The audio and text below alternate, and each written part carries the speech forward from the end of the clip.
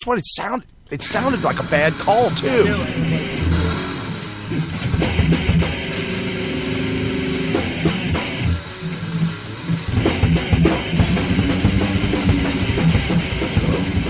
I want you to get up now. I want all of you to get up out of your chairs.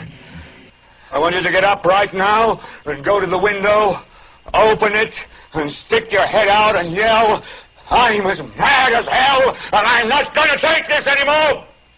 He says, I've been listening to you boys and girls recite the Pledge of Allegiance all semester, and it seems as though it's becoming monotonous to you. If I may I recite it and try to explain to you the meaning of each word. I, me, an individual, a committee of one, pledge, dedicate all of my worldly goods to give without self-pity. Allegiance, my love and my devotion to the flag, our standard, Old Glory, a symbol of freedom. Wherever she waves, there's respect, because your loyalty has given her a dignity that shouts freedom is everybody's job. United, that means that we have all come together. States, individual communities that have united into 48 great states. 48 individual communities with pride and dignity and purpose. All divided with imaginary boundaries, yet united to a common purpose. And that's love for country. And to the Republic, a state in which sovereign power is invested in representatives chosen by the people to govern. And government is the people. And it's from the people to the leaders, not from the leaders to the people, for which it stands. One nation, meaning so blessed by God, indivisible, incapable of being divided, with liberty, which is freedom, the right of power to live one's own life, without threats, fear, or some sort of retaliation. And justice, the principle or qualities of dealing fairly with others. For all, which means, boys and girls, it's as much your country as it is mine. And now, boys and girls, let me hear you recite the Pledge of Allegiance. I pledge allegiance to the flag of the United States of America and to the republic for which it stands, one nation, indivisible, with liberty and justice for all. Since I was a small boy, 2 states have been added to our country, and 2 words have been added to the Pledge of Allegiance. Under God. Wouldn't it be a pity if someone said that is a prayer and that would be eliminated from schools too?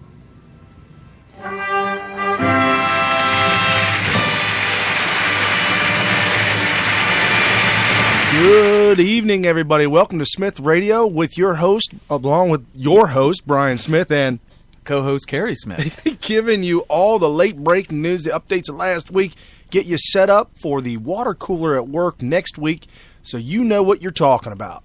And that sound clip you just heard was a sound clip from Red Skelton. He had a TV show back in the day. Which day? That comes from September 1951. Also very shortly after the victory of World War II. But it's kind of surprising because he made it sound like it was in response to people kind of turning the pledge into something that's just kind of this monotonous drone, and he was trying to combat that. And it was only 6 years after, VEVJ Day and all that stuff. So, wow. And the reason why I played it now is when I first listened to it, I've heard it many, many times, but I played it again today just before we were going to go on the air, and I got emotional. I got really emotional. I got choked up because something that Carrie and I have been dealing and battling with. I mean, the reason why we started this show is to battle the communism, the takeover of America, the stealing of our country, the transforming, the title of the show, America Redux. I know you're not supposed to say Redux. It's redo. I like saying it ducks because... Is that like a French pronunciation? It's a French word. Okay. And the ducks is do. Okay. But I like saying it American-wise, you know. Kind of like Fox News. Right. Instead of faux news. Right. So, but the whole takeover of America, taking over of our schools, we've got all different kinds of stories. We've got a lot of stories, a lot of things to get to tonight. Everything from the stealing of the innocence of our children to illegals crossing the border, Trump. We've got European news. We've got ISIS news. We got news everywhere. Obama is helping out the Democrat Party and his leading his charge for the dictatorship by attacking Republicans and successful cities and states where people are thriving and happy. Here's a guy that, if you follow the way America has been for the past 200 odd years, he's done after this election cycle. He gets to retire as a former president, and that's it, right? Right. Well, he's out there campaigning, I guess on behalf of his friends in the Democratic Party, maybe? Maybe. He's raising money. There was a joke that came across Facebook about an old man that walked at 2017. Old man walks up to the White House and he sees a Marine standing guard, and he says, I want to speak to President Obama. Okay. And the Marine looks at him and says, sorry, sir, he no longer works here, he no longer lives here, he's no longer president. And so the next day he comes back, it's the same Marine, and he says to the same Marine again, he said, I want to speak to the president, I want to speak to Obama. And the Marine said, sir, I told you yesterday, I'm telling you today, he's no longer president, he no longer lives here. And the third day he comes back, same Marine, he says, I want to speak to the president, I want to speak to Obama. And the Marine said, sir, this is the third day in a row I have told you he is no longer president. And the old man looked at him and said, I just wanted to hear that. And I'll come back every day. I just want to continue to hear that again. And the Marine snapped to attention and said, yes, sir. So that's a joke going around on the internet. That's pretty good. I like that. Wow. In that Marine, if he knows what's going on. And, I was in the Marines. We were a bunch of young whippersnappers, some teenagers, most of us early 20s. Most, half of them weren't even old enough to drink or whatever. So, when you think of low information voters, they certainly fit that demographic. So don't think that just because they're serving that they're automatically high information. Oh, correct. Myself, I was totally low information. I was oblivious, and I think that was a problem because they did actually encourage you to stay up on current events, and I didn't understand why at the time. I was like, well, you taught me how to fight. You taught me how to work on the stuff that I'm working on and to do it properly.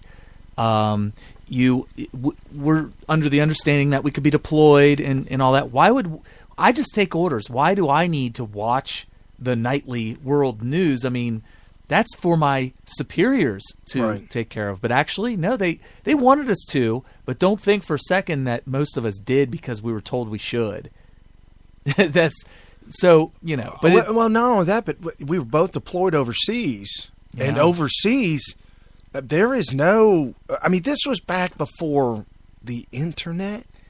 So there was no international news. There was no American... There was no way for me to get American news unless you watched it on base through... Yeah, we could watch it on base. The only channel. I mean, there was only... The military channel, whatever that was called. I can't remember. Armed Forces Network or something like that. Right. But, I was in Korea for 30 days, and I was fascinated by the way it looked. And had I known what the truth was about the situation in in Korea. South Korea. South Korea. Did I say North Korea? No. Oh. Well, I just don't want people to get confused that you decided South Korea. that you wanted to take a stroll and, Yeah. and see what North Korea was like. And we learned about the stuff that goes on in the demilitarized zone, which is just the border. And but I never understood it until all these years later.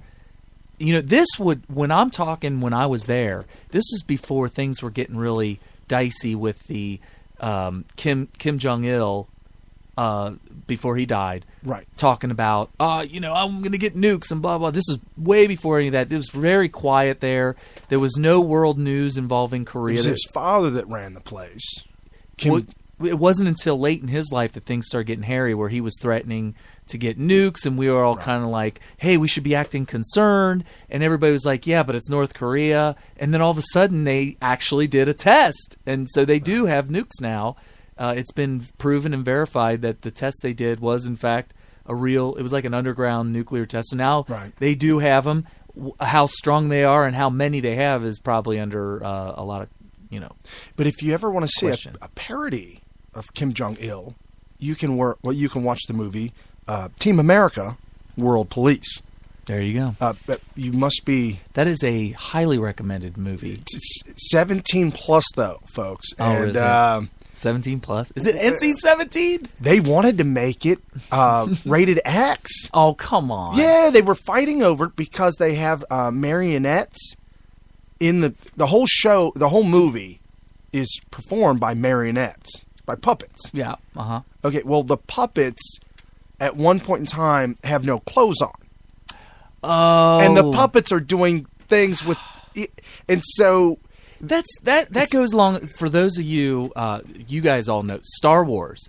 That's like along the lines of there being an issue with the censors when Star Wars was first being made back in 1976 and 77. Right. About Chewbacca not having pants on. I mean, come on. It's not even a human. Right. I mean, it would be like worrying about whether or not Chewbacca has pants on is like worrying about whether or not a dog has clothes on. Right. And Chewbacca, for those of you who don't know, is an 8-foot-tall Wookiee who lived on a planet Endor with 4-foot Ewoks. Now, why would an 8-foot-tall Wookiee live on a planet Endor with 4-foot Ewoks? I don't know. It doesn't make any sense. I'm wondering how you know all this. Well, I learned this from Johnny Cochran. Oh. It's the Chewbacca defense.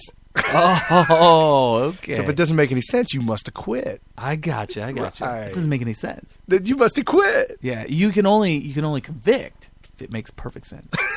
Right. That is a very good defense. Yes. So a little bit about America, the 4th of July. Hopefully everybody had a really good time lighting off fireworks, enjoying yourself. I know Carrie and I have been talking a lot about the 4th of July, what it means, what it's all about.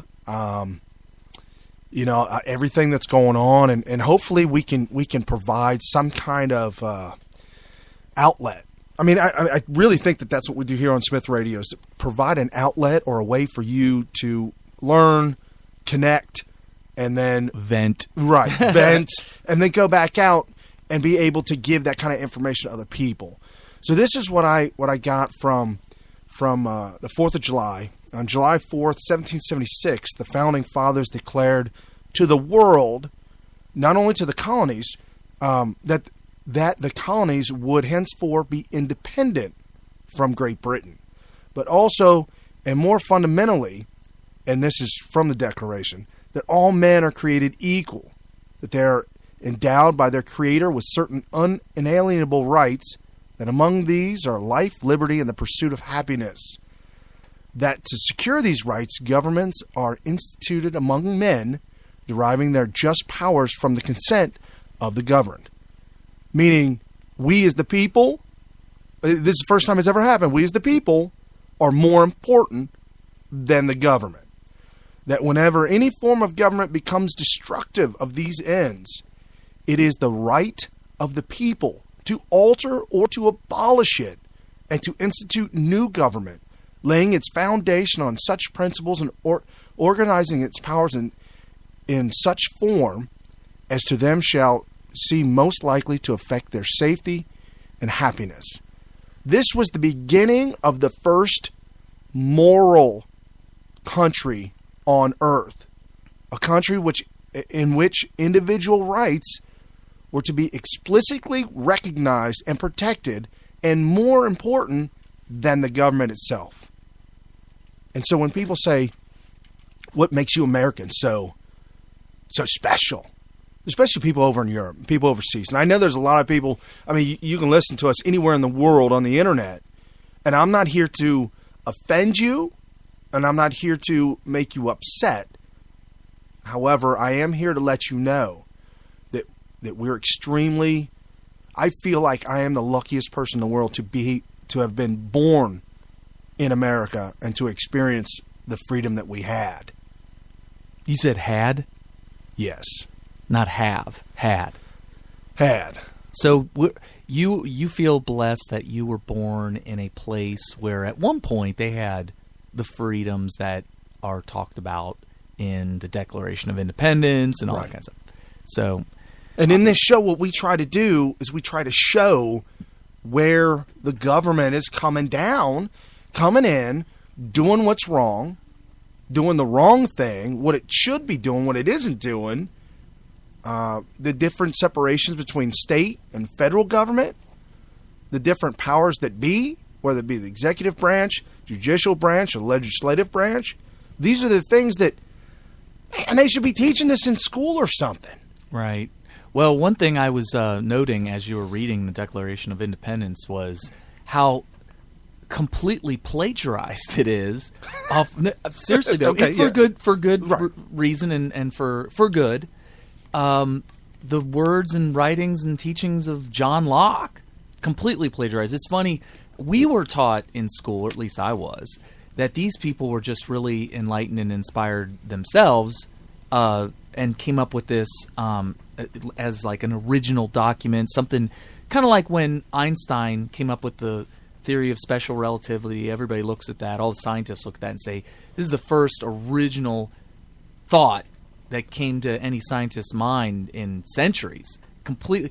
What they noticed about that was the lack of references. There's a lack of E equals MC squared, or are you talking about the Declaration? No, there's special relativity. Okay. So it was very original. Whereas if you go to the Declaration of Independence, it goes back to the Federalist Papers. And so you're saying there should be footnotes? Well, I don't really care. No. Because I don't think the estate of John Locke is looking for any money for copyright infringement. No, of course not. But and being such a good man that he was, I'm sure he would have been, thrilled. Yeah, to because know. I would think he would be absolutely just giddy. Right. If you were to take a time machine back to when John Locke was still alive and said, you realize that at some point in the future, a large group of men on a large piece of real estate decided we're going to put everything that he's a philosopher. Right. His entire philosophy to practice. And not only did it happen, there's a double whammy here. Not only did people actually put it into practice, but it had wild success. Not just, it worked. No. It didn't just work. It was a wild success. Right. And it shows a model for humanity from here going forward for the rest of the time that humanity is in existence, of a model of freedom for all and prosperity and a good life. You want to talk about utopia? Here's a utopia for you. Just institute a free government by the people per John Locke's philosophy in combination with a free market economy of capitalism, and what it actually creates on its own automatically without any outside forces except to maybe prevent monopolies and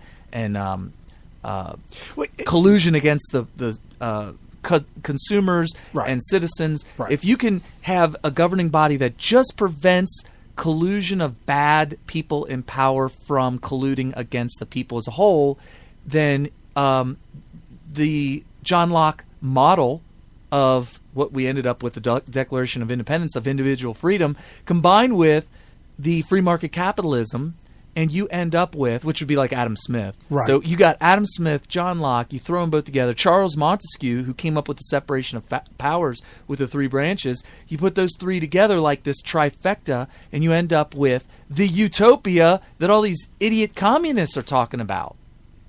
Right. Which is basically, what we need is a big, giant daddy. Right. Forget dads. Forget dads in a we, the federal government, will be the dad. We'll be the dad. Right. We'll tell you what to do. We'll make sure you stay in line. And as long as everybody does what I say, you guys can live in a wonderful utopia. Yeah. And if you get no power, all power's with me. If you want power, you got to come and join me in something called a bureaucracy. Oh, wow. As you were saying, and that's a thing that I really am totally against, is government interference in anything, really. However, you're going to have bad people. You're going to have people who are doing bad things, trying to take power from other people. You're going to have collusion. You're going to have communists. You're going to have all kinds of crazy stuff. And that's where the government could come into play and say, one, we're here with the military to protect this country and to keep people out. That's first and foremost. To protect the American safety and well-being. Secondly, when it comes to business and the economy, the only thing the federal government should be concerned about whatsoever is the fact that one company is not intimidating, buying out, and creating a monopoly and ruining what is competition, what is capitalism. Capitalism, pure, unadulterated, unfettered, unmolested, unmaligned capitalism is the greatest lifter of souls out of poverty that human beings have ever seen. Ever. Yeah, that's absolutely right. Hate me or not, be what's that? It's that filmmaker, that real giant big filmmaker that makes hate movies, Michael Moore. Oh, I was thinking of Oliver Stone, but well, okay. But you said big, but you mean physically big. Oh, yeah. I was thinking big as in powerful.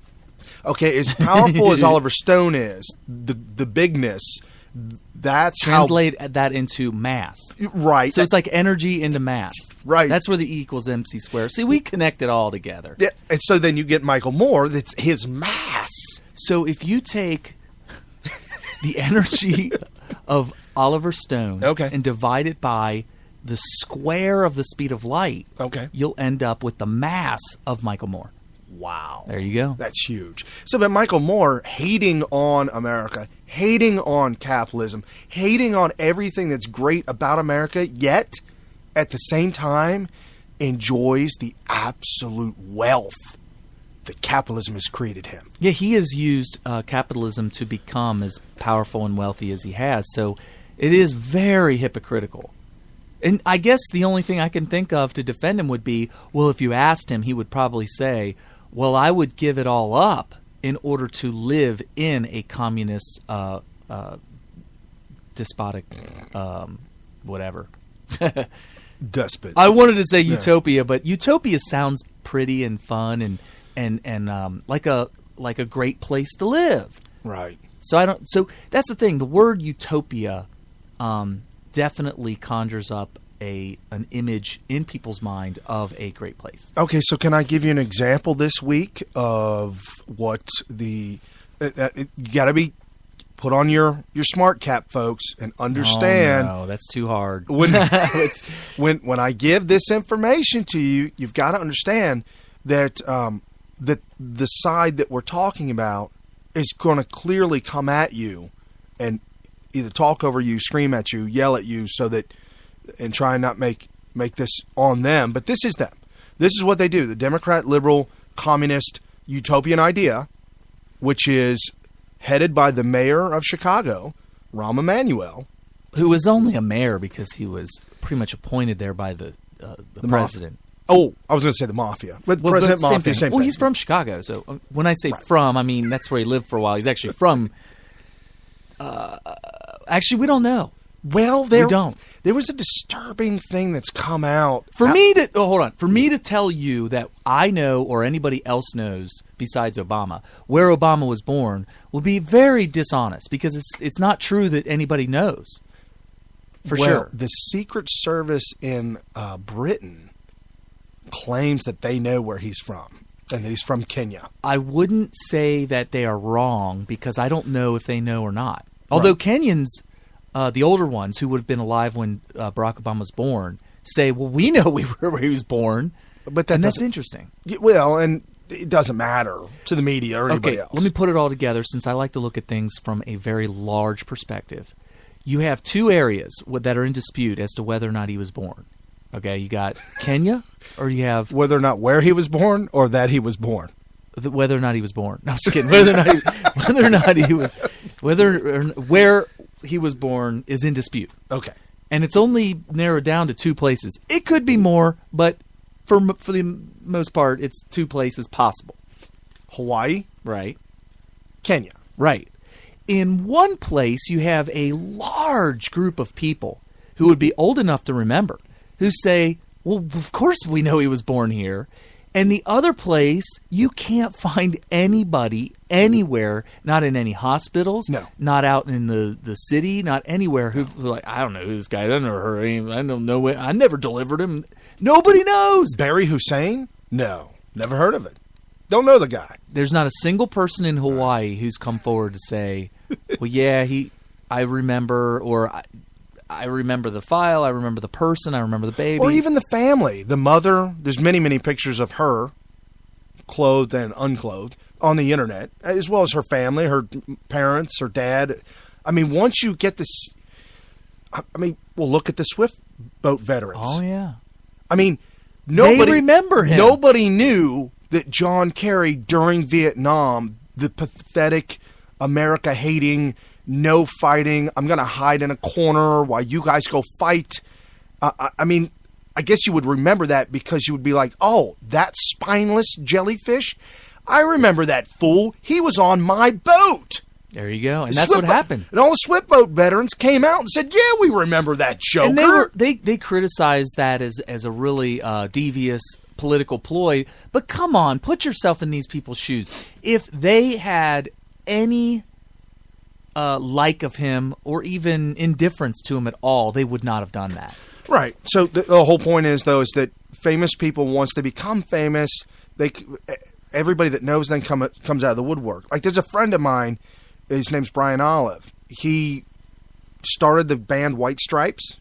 Okay. But then something happened. He walked away. Well, anyways, White Stripes then blew up after he left. Oh, okay. Yeah.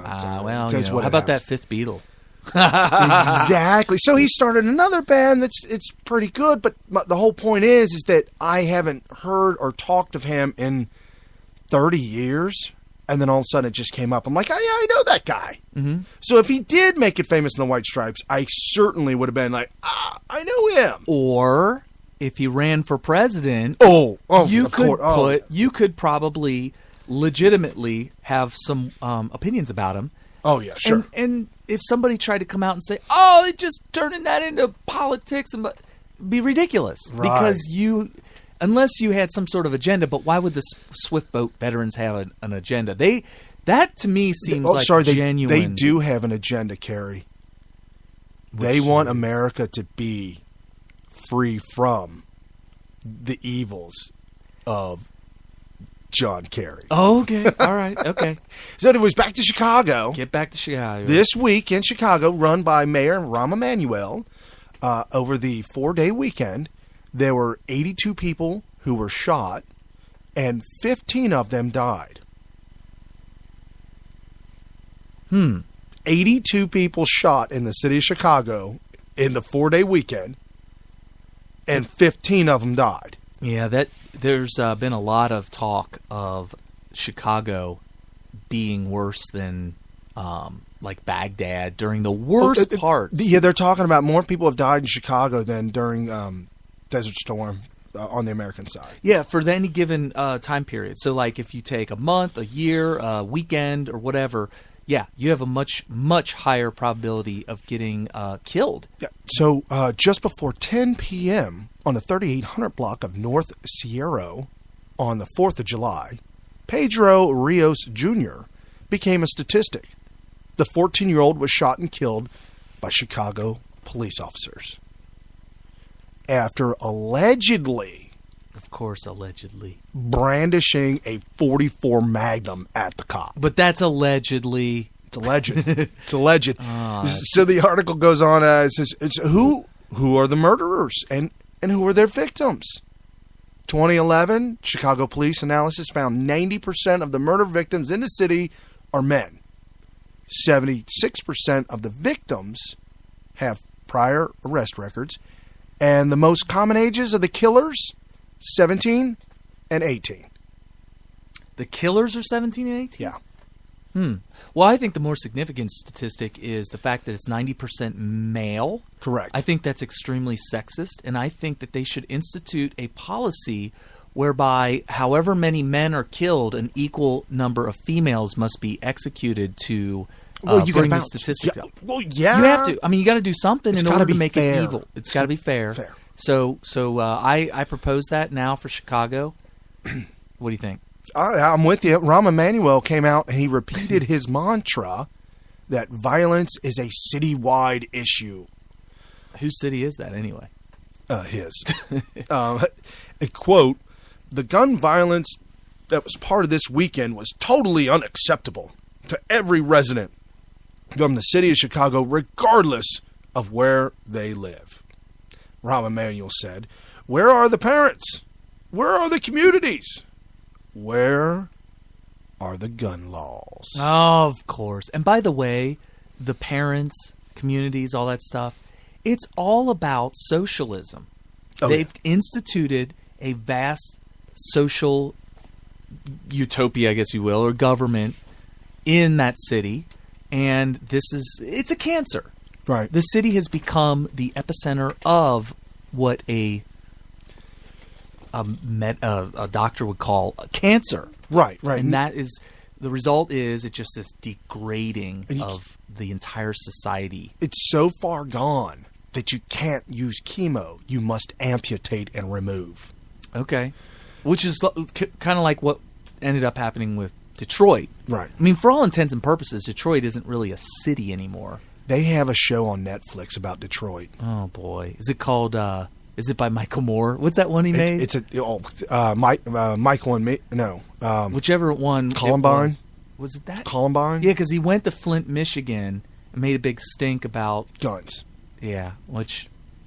But this show on Netflix though is about the rise and fall of the richest single city in the world. And it's so amazing that they can get away with blaming. First, they blame capitalism. They're like, look, if we didn't let this unfettered capitalism of the three big auto industries to run amok in this city, then it wouldn't have turned out the way it did. But it's just laughable. It's amazing that they get away with that. And now they're saying, well, it wouldn't have turned out as bad as it did if we didn't let so many guns in here.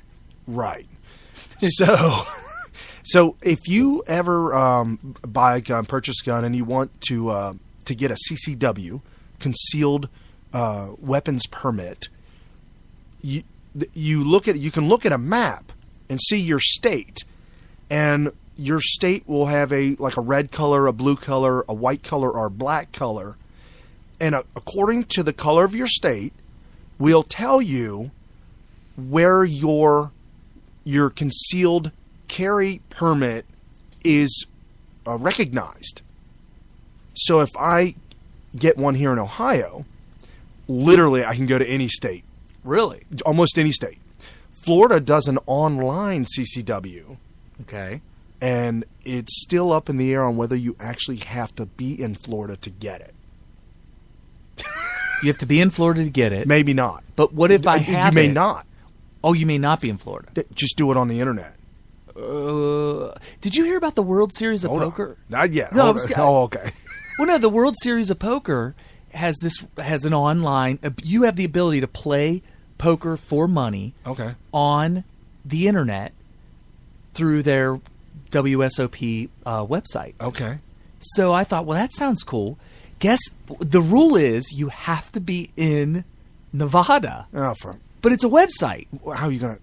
Right. It sends a signal to your phone. Your phone tells the website where you are physically located. And if you're not in Nevada, it blocks you from even using the site at all. So when your dad is in Nevada, in Vegas, he can log in and play poker. and you can use his phone from Cincinnati. No, Why because not? when I log in from my computer At home. it will verify through my phone. I don't. I couldn't use my dad's phone.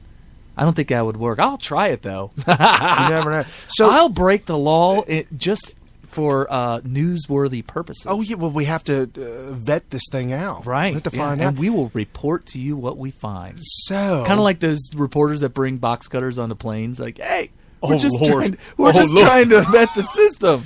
I just wanted to see if I could. Yeah. See, you guys couldn't catch me, and I And got now on. I'm going to report this. Right.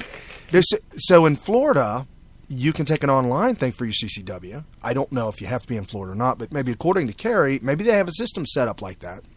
Anyways, regardless, there is one state out of all 50 states that has the color black, Okay. which means don't come here with a CCW. Really? You can't get a CCW in this state. Got to be like Illinois. Don't tell me it's Illinois. It is Illinois. Oh my gosh! What about all the people that live outside of the communist city of Moscow, Moscow West? Moscow West, you mean Chicago? The entire state is being held hostage by Chicago. Yeah, you know The entire state. The entire state votes Democrat because of Chicago. Yeah, the whole rest of the state is like, where are all these Democrats? They're all in Chicago. Yeah. So, that when he says we need more gun laws and gun control, folks, I don't know how much more gun control you could have. Even the District of Columbia, D.C., had the strictest gun laws in all of America because they are a District of Columbia. They're not really an actual state, but they do have a mayor who was a crack user, sent to prison, got reelected while in prison on crack charges. Anyway, regardless. So D.C. had a law that said no guns allowed in the whole District of Columbia. There's no guns. Until the mayor was robbed at gunpoint in his house. Then he said, I'm going to lift this ban for a while because we need guns. Of course you need guns. You need guns for protection. Anyways, Chicago, off the hook, out of control. You brought up Detroit and the big three. Mm-hmm. Yeah. Chevy, Ford, and Chrysler. I was Dodge, if you will. That's kind of dodgy. I was at, ironically, the Ford dealership today. And guess what picture I took and posted on the internet? The interwebs? The interwebs. Did you see the picture? Oh, I love it. It's a Ford. It's a hat with the Ford symbol on it, the little oval with the cursive Ford in the middle of it, you know. And underneath it says, built without your tax dollars. Is that not incredible? I love it. Dude, who could say... Chevy can't say that. None GM of them can't say that. Chrysler can't say that. No. Mm-mm. What a shit. See, and that's the kind of stuff. If it's too big to fail, it should fail. If it's too big, you can't say. And here's the thing, and this we'll go all the way back to the beginning of time. What if they said, we've got to keep the horse and buggy afloat because too many jobs are going to be lost? Yeah, we need to get rid of these cars. So, my whole point being, when a company rises, does criminal things, does things that are illegal, robs and steals, or allows the union to rob and steal from the company, right. And the country. And the country, right. And becomes the system of corruption that has the perpetual elections of communists. And they've got to fail because they can't stay afloat.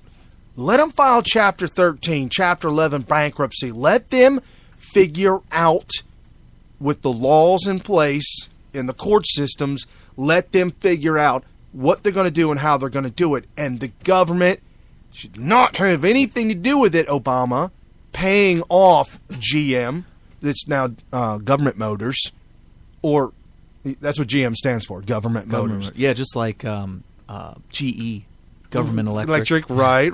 And you got You know, like the Monopoly board? Uh-huh. Obama's got that at home, and he's got the Monopoly cards he owns, GM.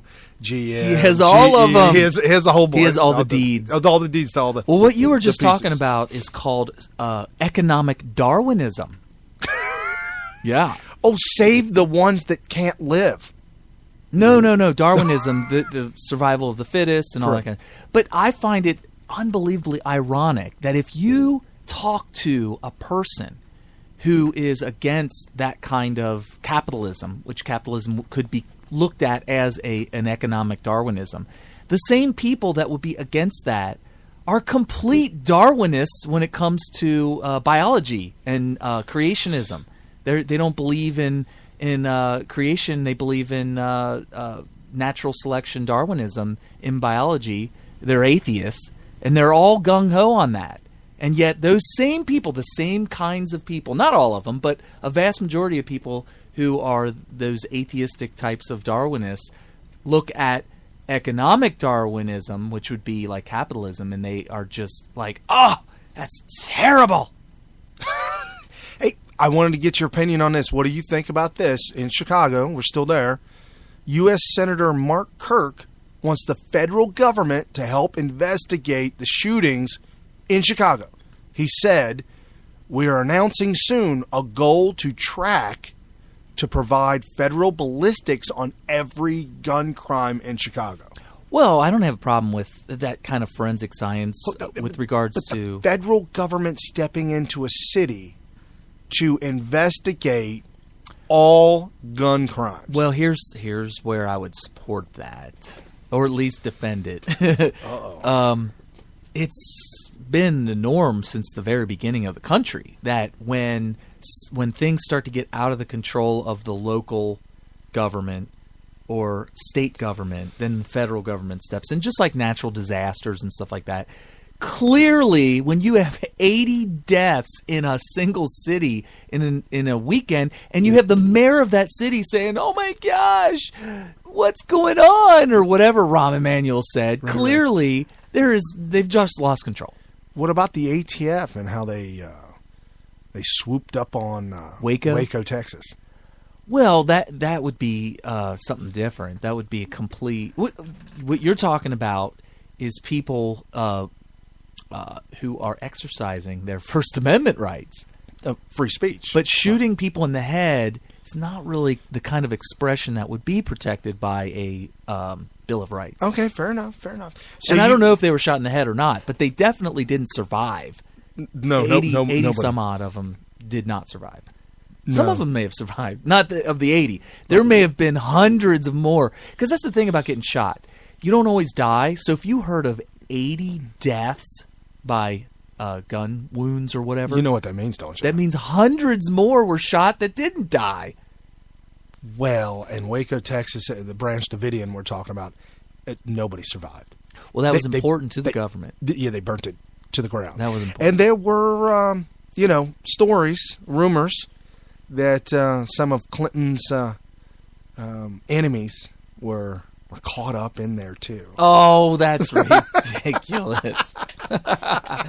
Oh, guess what I listened to at least one night this week? That Coast to Coast show. Oh, not the whole thing, because it's like 9 hours long. You can't listening to George Norrie Coast to Coast. I don't even know, because he lets whoever call in, and I swear he did it again. He did not interrupt him. He took a 15-minute coffee break. I swear, one of his callers in said, after 15 minutes of talking, are you there? No, he didn't. Yes. No, he did not. Oh, I thought we were cut off. I thought somebody. No, you're still on. You're still on. Go ahead and finish what you're saying. So I got to finish this sandwich. Don't mind me. You just tell me exactly where you're coming from and start from the beginning. When you were born. Right. So the first day of my summer vacation, wow. I woke up. Oh my goodness. So anyway. So I know last week we the big breaking news, if you will, is the redefining of the word marriage. And if you do remember, a while ago, there was a story way before lesbian and gay. I can't physically call a gay marriage. I can't do that. Yeah, you definitely have trouble with that. Because that's like saying icy hot, which is kind of, it doesn't work. So anyway. It's called a oxymoron, I guess. Yes. So the gay unions. Very oxymoronic, by the way. It is very oxymoronic. So the gay unions, back in the day, this is a while ago, a lesbian couple went to a place that bakes cakes and said, we're lesbian and we'd like you to bake us a cake for our wedding. Now, was it a wedding cake or was it cater the whole damn thing? It may have just been a cake because there were several other instances where they wanted them to cater the whole party. The pizza place was catering. Right. Went to a pizza parlor to say, will you cater my whole wedding? We both have had weddings. And we've been at many weddings. We have a lot of siblings. We've been to many weddings. And some of them were kind of hillbilly-ish. And some of them, some of the folks at the wedding did things they regret. Oh, yeah. We've all got them stories. Mm-hmm, it's the whole family. Everybody in the family knows that skeleton's in the closet. Nobody brings it out. But, none of the weddings we went to had pizza.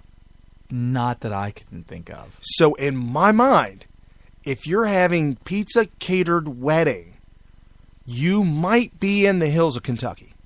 Was it in Kentucky? Well, anyway. Might have been. So the cake, though, I believe it was just straight cake. However, the cake that was being baked had the two girls' names on them. Okay. And it was specifically for a lesbian union that they were calling a wedding. And the lady and the husband, it's a small mom and pop shop. A husband and wife own this small bakery. And Melissa's wedding cakes by Melissa. You can go and like her on Facebook. We have as well. But so they sued the couple, the two females sued the wedding or the bakery for not baking them a cake.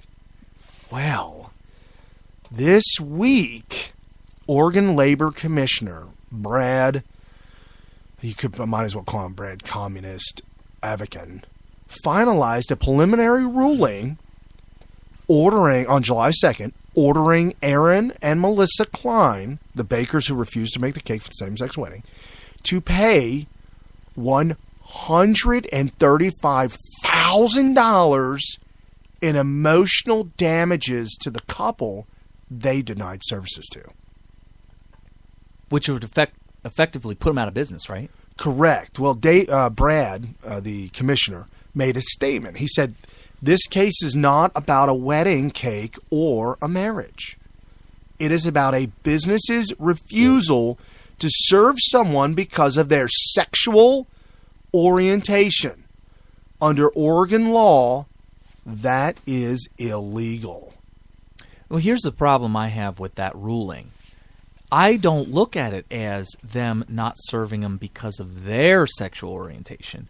I look at it as the baker refusing to perform that act of writing on their congratulations or happy wedding or whatever to two females, lesbians that are having a gay wedding or whatever, because it should be their right to not have to do that. Right. I think it's a little different. Haven't you ever seen those stores with a sign that says we reserve the right to refuse service to anyone? Yeah, that's flat out illegal now. And the reason is there is some. What about no shoes, no shirt, no service? Yeah, that could be discrimination against hillbillies. I haven't seen that sign in a long time. I've seen it recently. Recently? Okay. Yeah, I think I've seen it. But no, I mean, is it because of where you live? It could be. Yeah, probably. So you could make the argument that saying no shirt, no shoes, no service is discrimination against hillbillies. Oh, that is a fact. No sleeves, no service. Oh man, that and but no cutoffs, no Daisy Dukes. Okay, so I have a problem with not serving.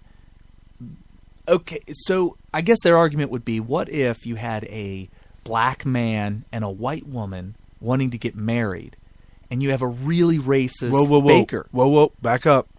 This guy is saying Oregon law says you can't discriminate based on sexual desire. So it would be the same. If a black man and a white woman? Right. Oh, yeah, they would get in trouble for not providing to them a cake for an interracial marriage. But wouldn't they say because of racial discrimination? Correct. That would be different, I think. Not I think. I know that's different. What Racial discriminating somebody because their color of their skin, in my mind, is completely different than discriminating someone who desires to have sex in a specific way. I see. Okay. I could see that. I agree with that. Okay. I do. I mean, because you look at a black man and a white man, they could have cultural differences, but they're still both humans. Right. And they're not two different species. Correct. They're not two different breeds. Correct. Or whatever. They're still just human. It would be wrong to say that black man can't get with the white woman because of the difference in skin color. Well, and to say if a black man and a white man came in to get a cake baked, that'd be a double-double because they're just because they're discriminating for their sexual choice, and they're discriminating because they're interracial. That'd be. But you're assuming so he'd get. Hold on a second. They'd get $270,000. You didn't say wedding cake though. They could just be going in there to get a birthday cake. 270. Are you doing the math in your head? Why can I not think of that? Yeah, well, what was the original settlement? 135. So it'd be $270,000. Yeah. It'd be double down. Double down. It'd be like being at the craps table and you get thrown two aces. And you say, I'm going to split this hand. I'm going to double down. Okay. That's not craps, though. That's blackjack. Did I say craps? You did. You said craps. Oh. I'm like, what? But it is true, though, that if you get... at the craps table, they throw you two aces. Well, that would be rolling a 2. And if you're on the field... Right. You do get paid double. That is correct. You get paid double on 2 on the field. So I'm playing 2 games at the same time right now. And they both work. Right. Your analogy was perfect. Oh, man. So anyway, it's like going to a hearing, a lawsuit, and saying, I'm betting all this on 2. And then on the field. On the field. Because anything could hit, but if a 2 hits, you get double. But anyway. There you go. So how do we get into the craps? Well, real quick, Melissa posted on her Facebook page about this ruling. And she said to all her fans and friends, said, the final ruling has been made today. We have been charged with $135,000 in emotional damage. But also now Aaron, her husband, has been charged with advertising. I'm not sure exactly what that means. But he's now... in trouble for something. Did he advertise that he only caters to... I think so. Oh, yeah, boy. I think so. Basically talking about not wanting to participate in a same-sex wedding. So he put up an advertisement at his store saying we only bake for straight. Can I zoom out for a second here? So if we go back to what we talked about at the beginning of the show about free market capitalism and what government's role is and all that. Right. I mean, we're talking about a company or companies that are, I mean, they're just deciding who to do business with. I mean, this whole racial and sexual orientation, involvement with the government and all that, I mean, this is just terrible. Well, and I've said this before on the show. If someone owns a restaurant and feels that they want to post a sign in front that says whites only or blacks only, whatever they want, I believe that is their freedom and their right to do so. But and likewise, we live in a culture today that will react to that and not go in there. They will lose money and the shop will shut down. And I'm not sure if I would be too heartbroken, or I don't think it would ruin my life, if I were to walk into a business and I look around and I realize I'm the only white person in there. And then all of a sudden the manager walks up to me and says, excuse me, sir, you must have missed a sign in the front. it's blacks only in here. And I could see myself going, oh, I didn't see it. I am so sorry. Walking out and just being like, well, I guess they're not getting my money. Well, that and not being bitter about it or anything like that. However, here's where the problem comes. Back in the day, blacks were a very tiny minority of the total population. Right. So their options for getting stuff might have been so limited that their life might have been I mean, they lived seriously affected. Yeah, they live in one town, like where Little House on the Prairie was, right. and there's one market, Like one building, one grocery store, let's say, just one. And the only way that they could get groceries, a black couple or a black person, would be to go to a whole different town or go to the back of the building. Oh, they might have a back entrance. And maybe, yeah. We don't live like that anymore, folks. Wake up. So anyway, so Melissa said, this affects us, this effectively strips us of all our First Amendment rights. According to the state of Oregon, we neither have freedom of religion or freedom of speech. We will not give up this fight. We will not be silenced. We stand for God's truth, God's word, and freedom for all Americans. We are here to obey God, not man. We will not conform to this world. If we were to lose everything, it would be totally worth it for our Lord who gave us this, his one and only Son, Jesus, for us. God will win this fight. That's what she had posted. And they also posted that in the front door of their store that says closed for now. Well, good for her because,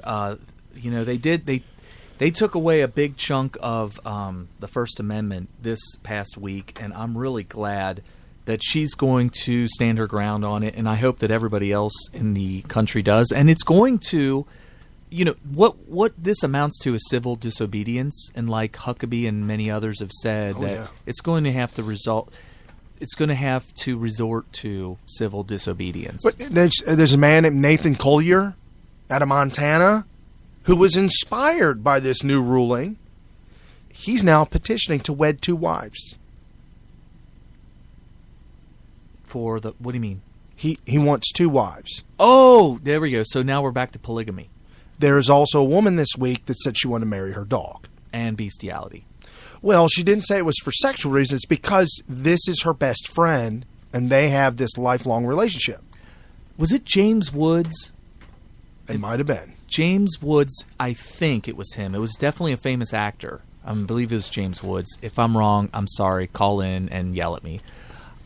Said that I should be now allowed to marry my son so that when I die, there doesn't need to be the big estate thing or anything like that.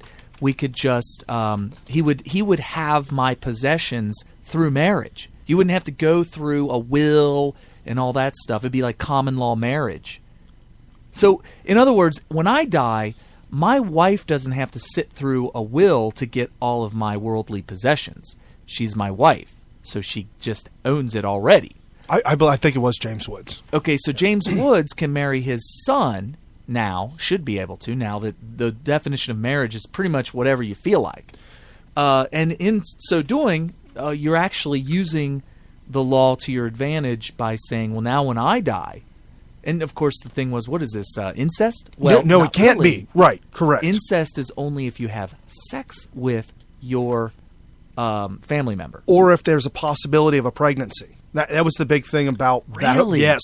No way! He said because there is no possibility of a pregnancy, there is no breaking of an ancestral law. Wait a minute. So you're telling me that's what he said. That if two brothers decide to get married and attempt to consummate the marriage, it would not be incest because there's no possibility of a child. Correct, because of the definition of incest. I think I just threw up in my mouth a little bit. No, but here's the reason why he said all this, though. I'm not breaking any laws, and he explained why. No, he's technically correct. Yes, correct. Oh, my God. But he did this on purpose to show how ridiculous. Oh, yeah, he's not really trying to marry his son. However, he did replace his 26-year-old girlfriend with drug arrestee Christian Bognes. He's 66, by the way, and his new girlfriend's 20. But he doesn't look anywhere near 60. He looks like he's like 49. He looks great for his age. Okay, now Brian just showed me a photo of him that pretty much looks like a 66-year-old. Yeah.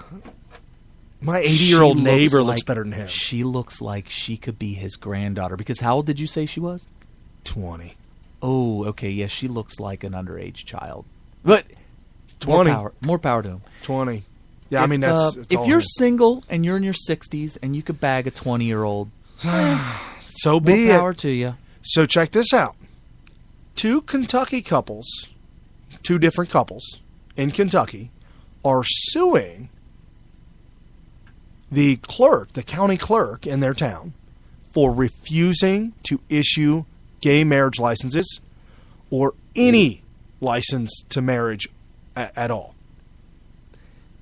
This county clerk said that gay marriage, if you will, is against my religion.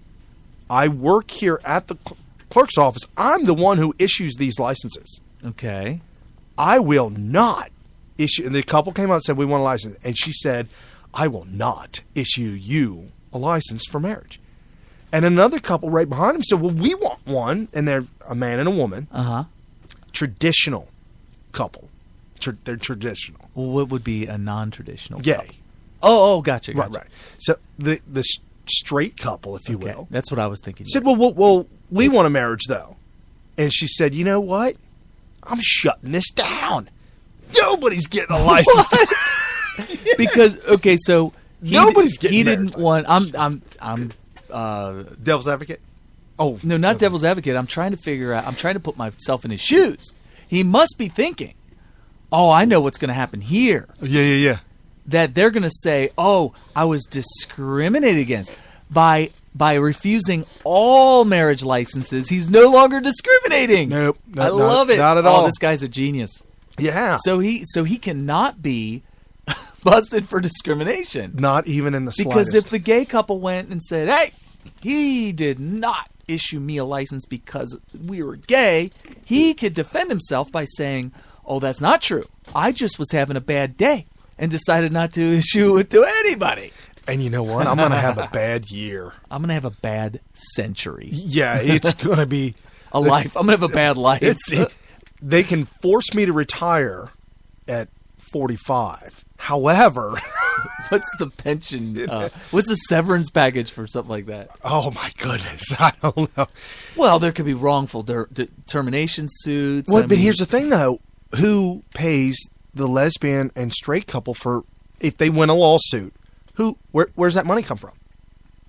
Well, it would come from that community, I guess. So taxpayers. Well, these days they're looking into doing a suit against the individual. They actually did. They said that they're suing the individual. They named them by person and the county courthouse. See, this is the opposite of freedom, people. In a free world, you could do whatever you want as long as it doesn't hurt anybody. Well, And you're not hurting anybody by not letting them redefine marriage for you. and we've talked about this before, that capitalism and democracy, whether it be a representative democracy, I know for those of you out there who are detail-oriented, I understand, folks. We don't live in a complete democracy. It's a representative democracy. However, I.e. republic. correct. That being said, our government, our country, the way it was founded, the way it was set up, the capitalism that we enjoy only works because of one major thing. We are moral.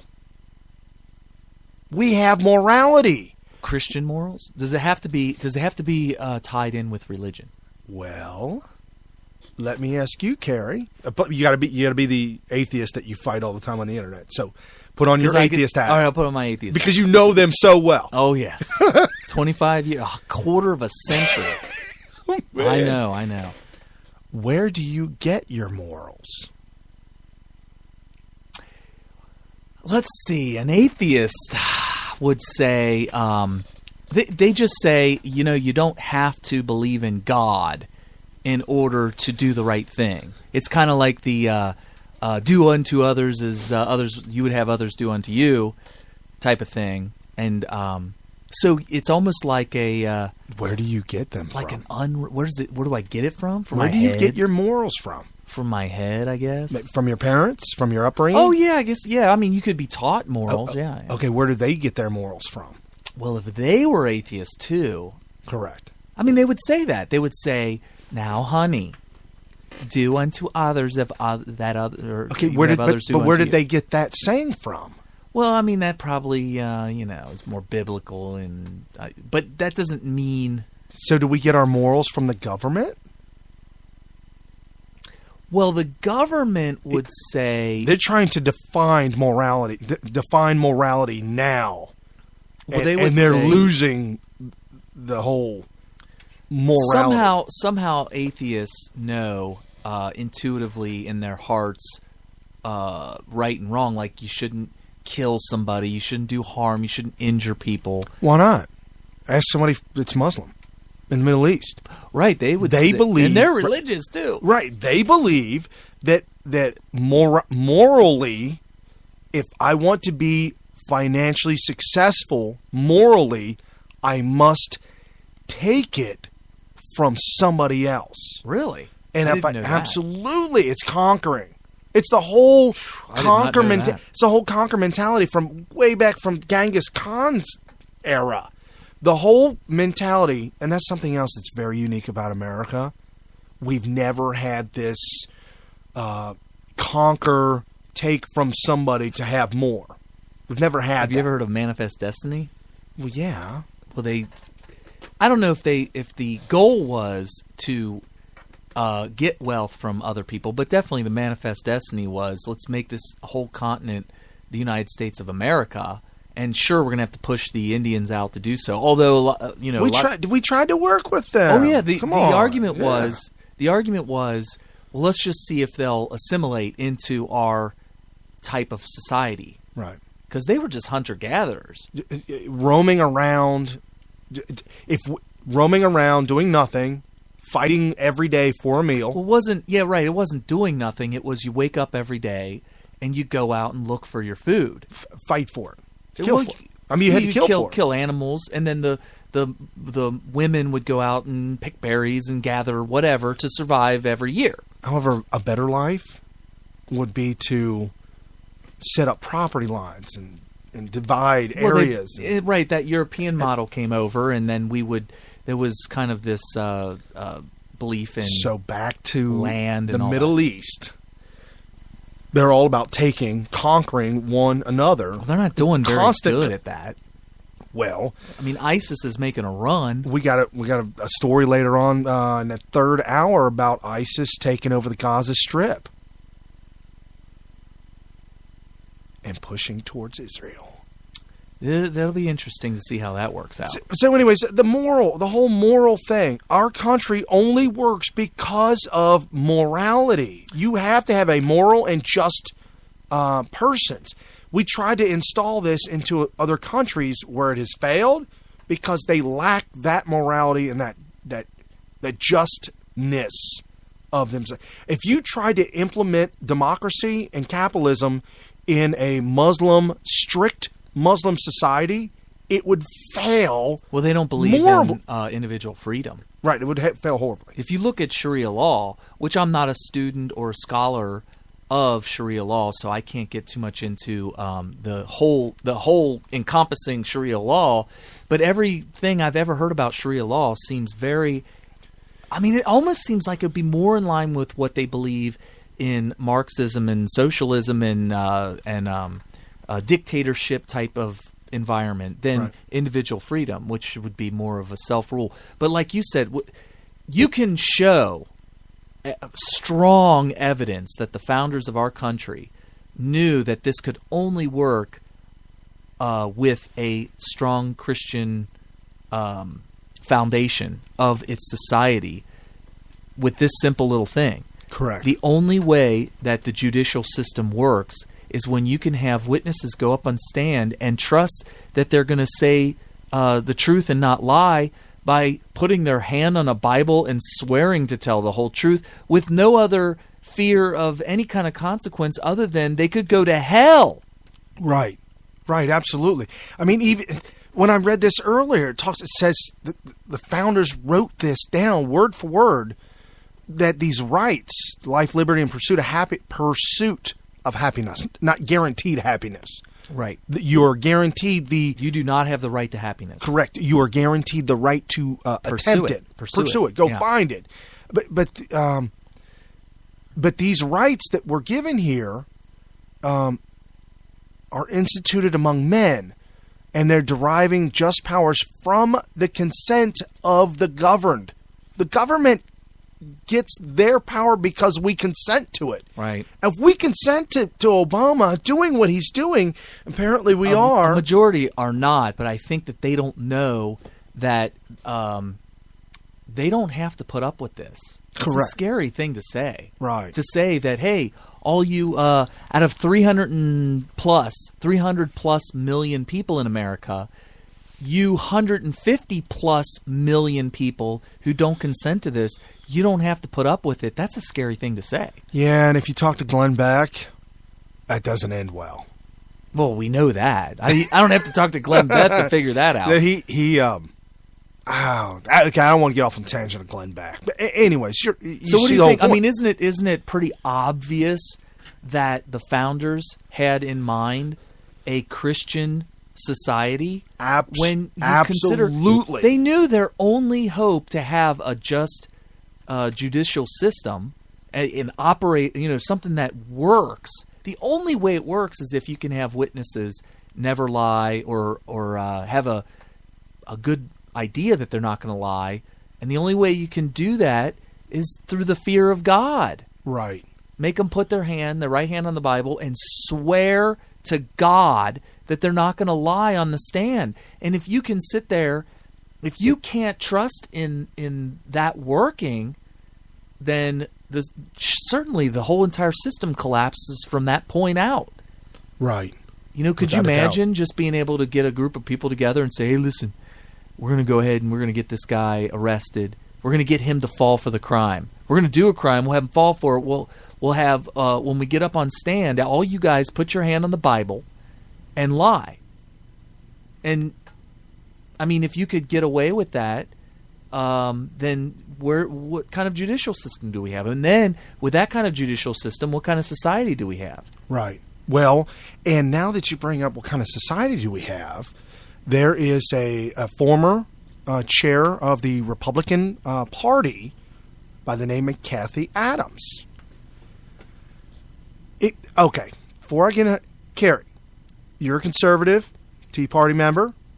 If Al Jazeera America called you up and said, we'd like to interview you, would you do it?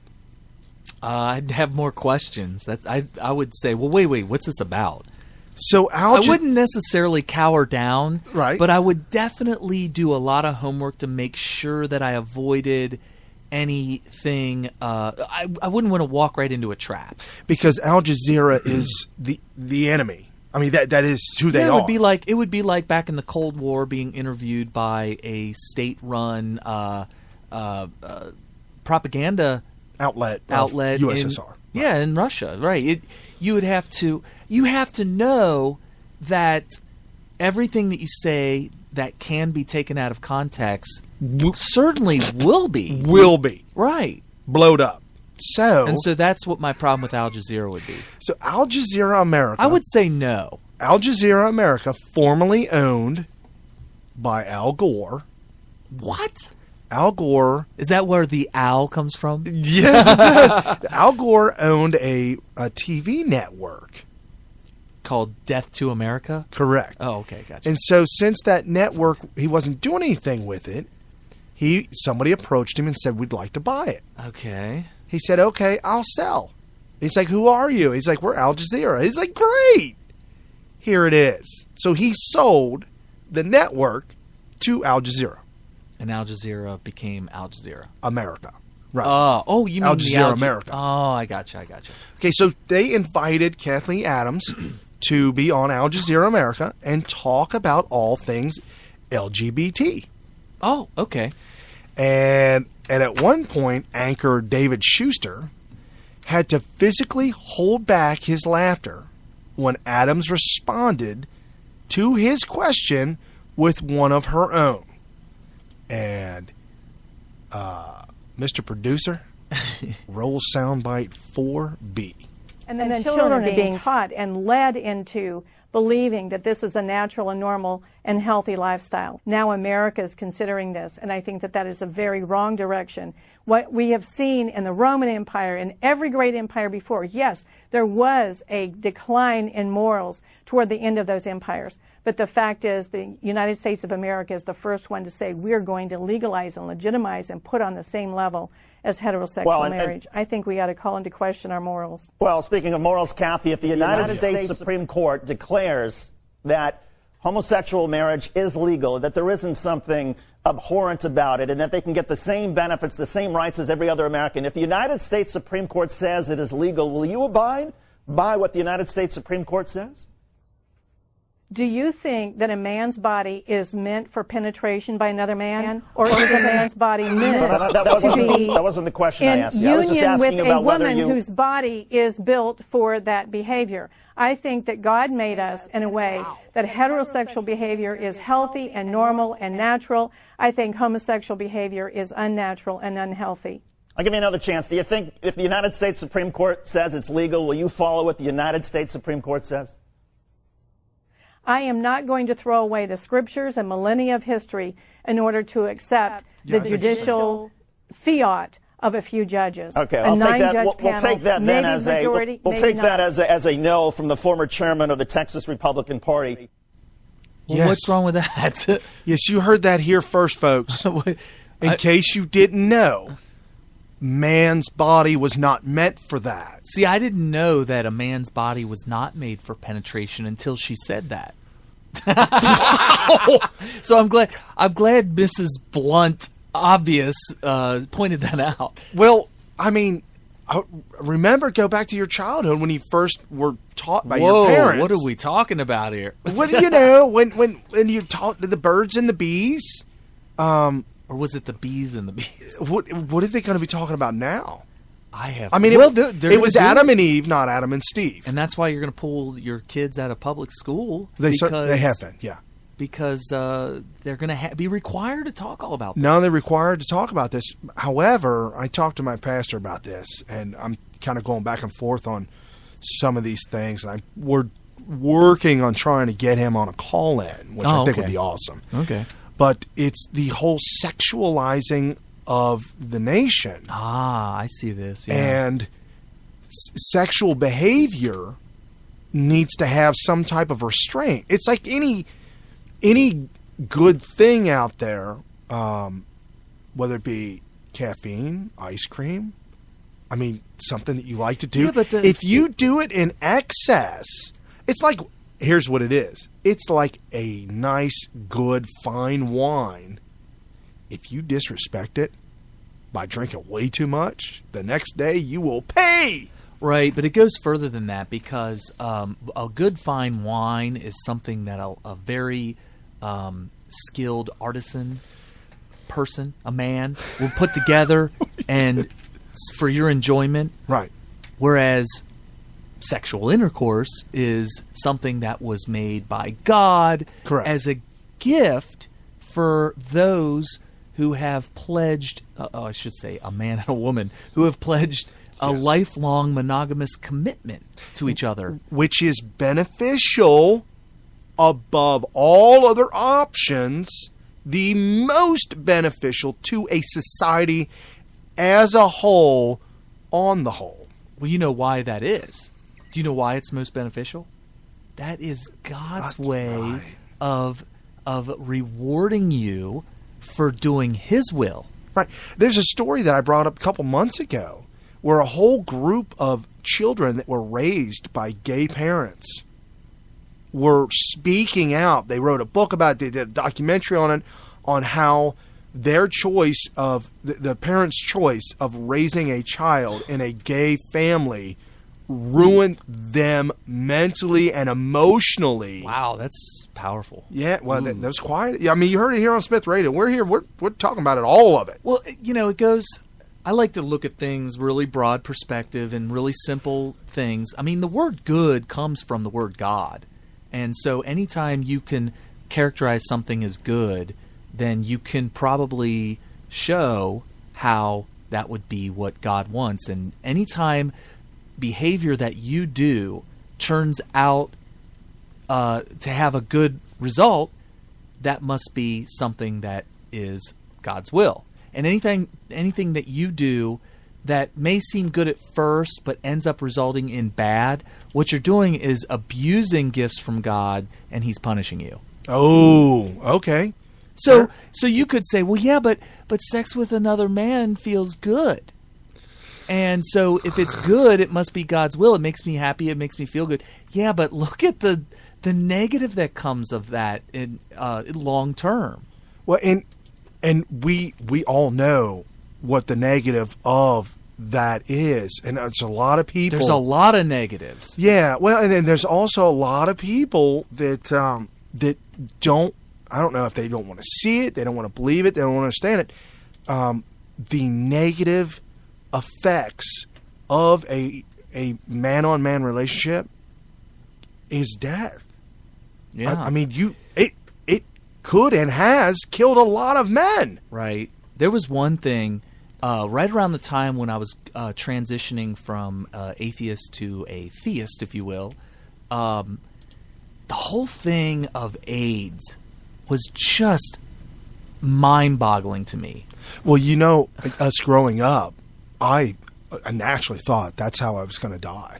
Oh, yeah, because, well, everybody, it was either that or nuclear holocaust. Right. You were either, in the 80s, you were either going to die absolutely two ways. Yep. One of two. Well, three if you count cocaine. Crack cocaine. Thank you, Hollywood, for introducing cocaine to the rest of the world. Right. So, it was either you're going to die of AIDS or you're going to die of nuclear holocaust. Right. But it's interesting because it's just amazing. I think one of the strongest bits of evidence in my lifetime of God's actual direct work, if you ever think that he punishes for bad behavior, it has to be you got this sexual revolution in the late 60s and all the debauchery and all that. Right. And suddenly, out of nowhere, this epidemic that was just killing people by the masses comes along. And I've never seen anything else like it. When has there ever been a time where something comes along in our lifetime that was just wiping people out by the droves? Epidemic. And the people that it wiped out, 99, I know they love to bring up Brian White. Was that his name? What? I don't even know. White. His name was White. Last name was White, and he was a child. Okay. And he got a blood transfusion. Ah, yeah. And in that blood transfusion, he got AIDS. Okay. Ryan White. Ryan White, okay. And so the news media and the gay community said, look, white people. People? One of your own, straight, innocent boy has caught this killer disease. It's not a gay thing. Is it a white boy or is it a straight boy? It was a child. Well, no, I'm saying is that they were pointing to the straight community. Like yeah. No, they were pointing to the white straight community that this could hit your children. Well, the thing so about you must do something. The thing about straight people getting it was the bisexual community was doing the crossover between gay and straight, and then it just infected straight people. But here's the thing: here's a disease that is impossible to get, except the Ryan White case was a rare exception, which doesn't happen anymore because of technology, and they have vast procedures. Okay, so you have a disease that, for the most part, is impossible to get unless you do the grave sin of the debauchery or the gay love or whatever. The number one way is man on man. Okay. That is the number one absolute fastest and easiest way. And it was something to really ponder as an atheist back in the day. It's just amazing. It's like almost direct evidence of some type of divine intelligent designer intervention. Right. Is what it looked like. Absolutely. And for those people out there that said, well, What about all the black women and men and straight out there in Africa? They're dying by the hundreds of thousands because of AIDS. So, well, okay. I looked into that because I was kind of curious myself. Yeah, what's that all about? Yeah. Well, it turns out that in those communities, Like a culture thing? correct, Okay. that any type of sexual activity before marriage is not condoned. It's a very big no-no. Which you would think would stave off AIDS. You would think. So, because you virginity, and from a woman. So, the big thing in Africa is for women to do those things differently. Oh. So's not to ruin the virginity.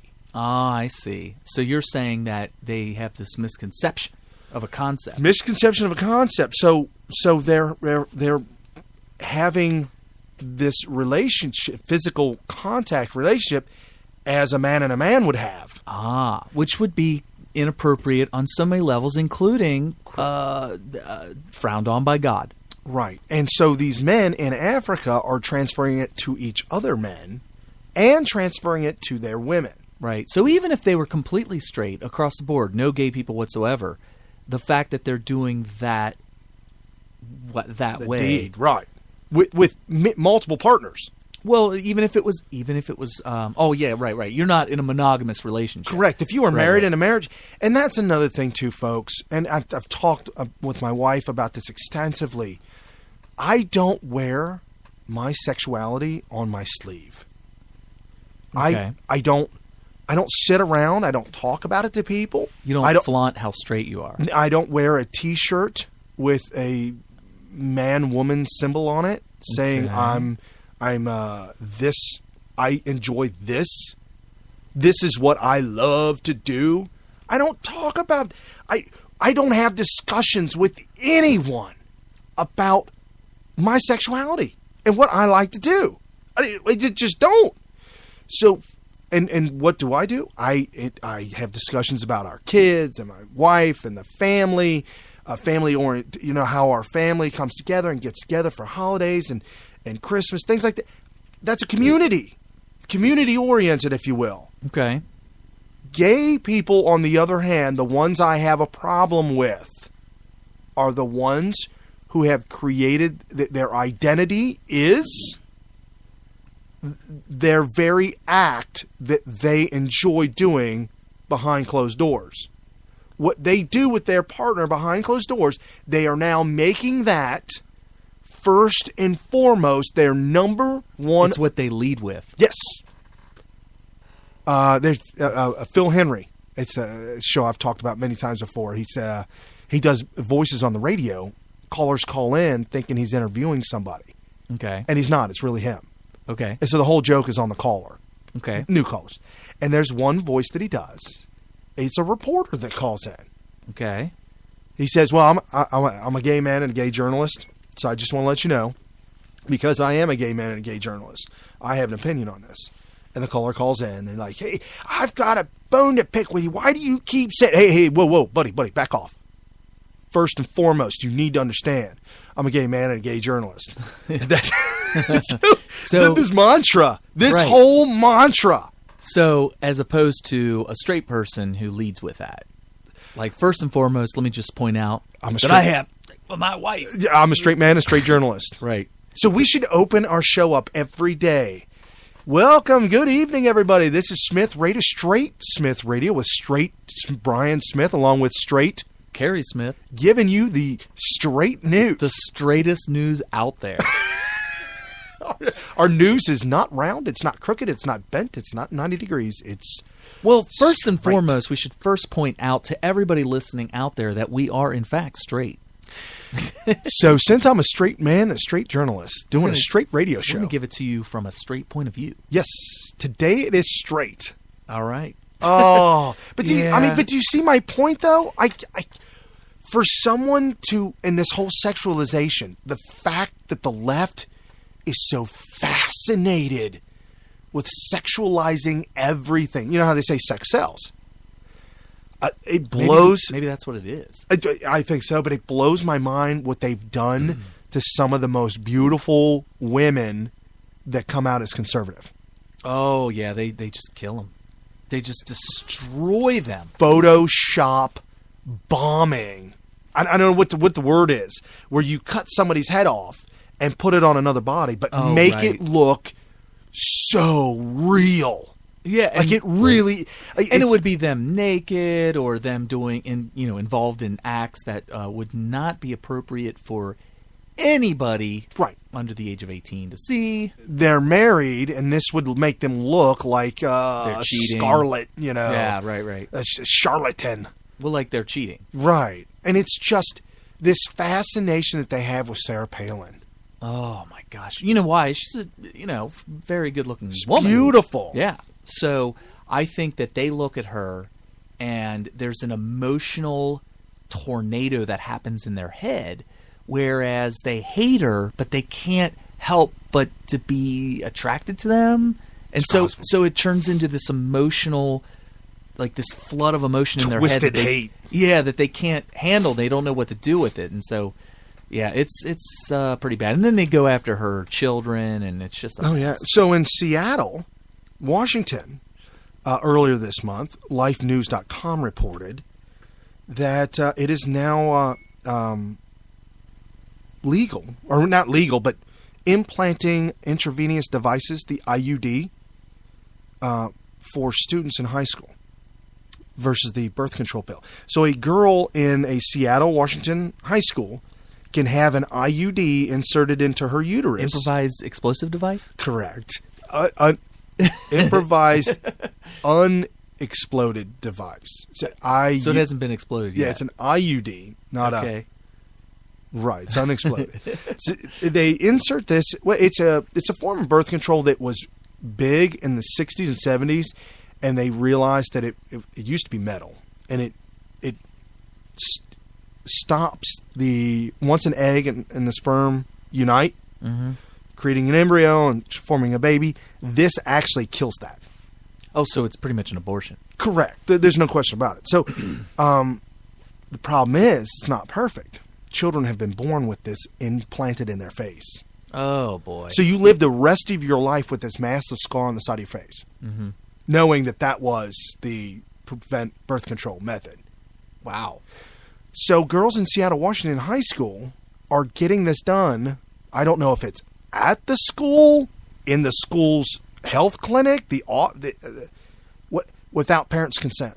Yeah, that right there is so morally wrong. She can't buy a Coke at her high school, but she can have a device implanted into her uterus, which can knowingly kill her unborn child immediately after conception. Or, if she chooses another method, she can increase her chances of health risks for herself, especially if using a new method.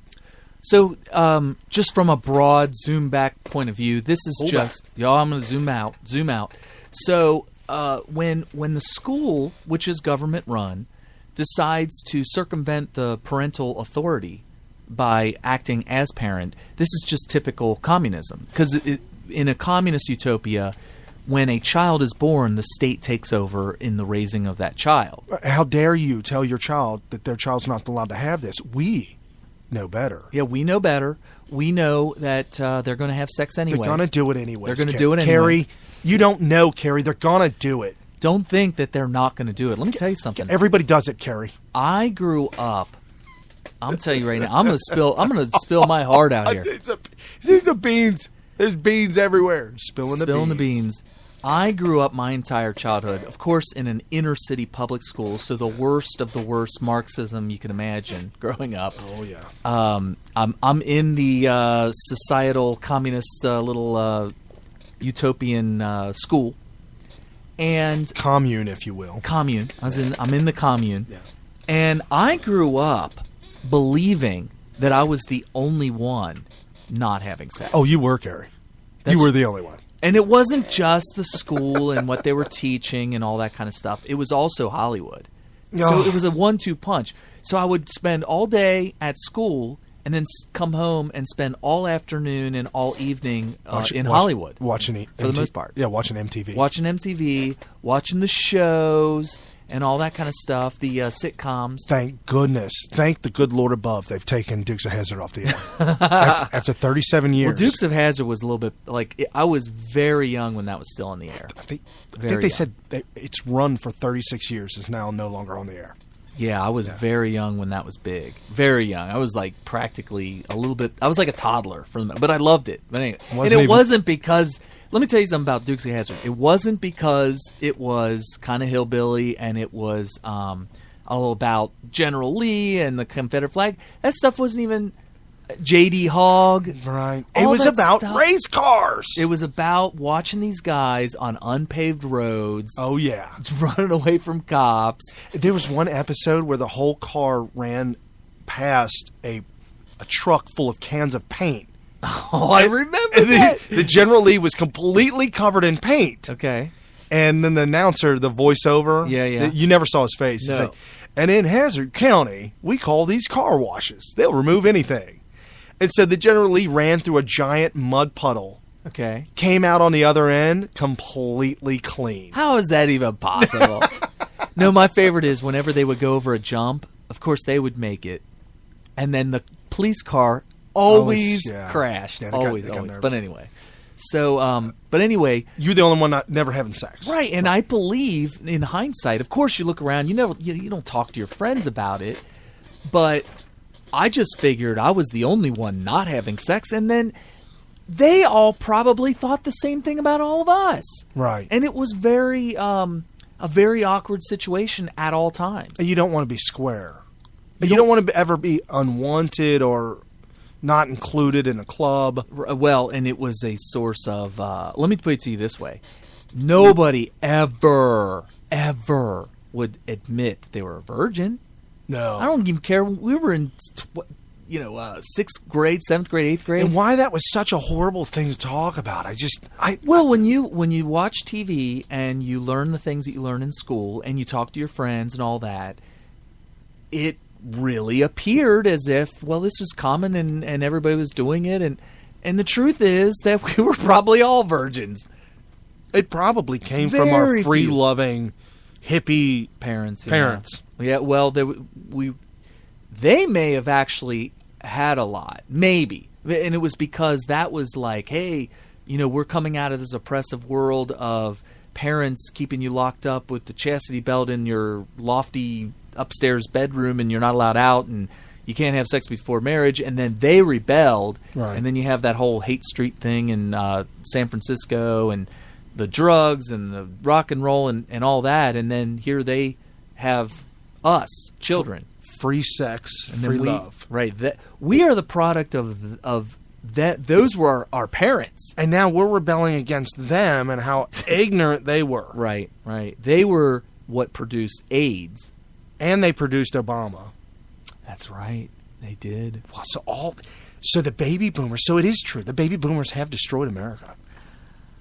It's all their fault. I was a little uncomfortable when you accused your dad of that.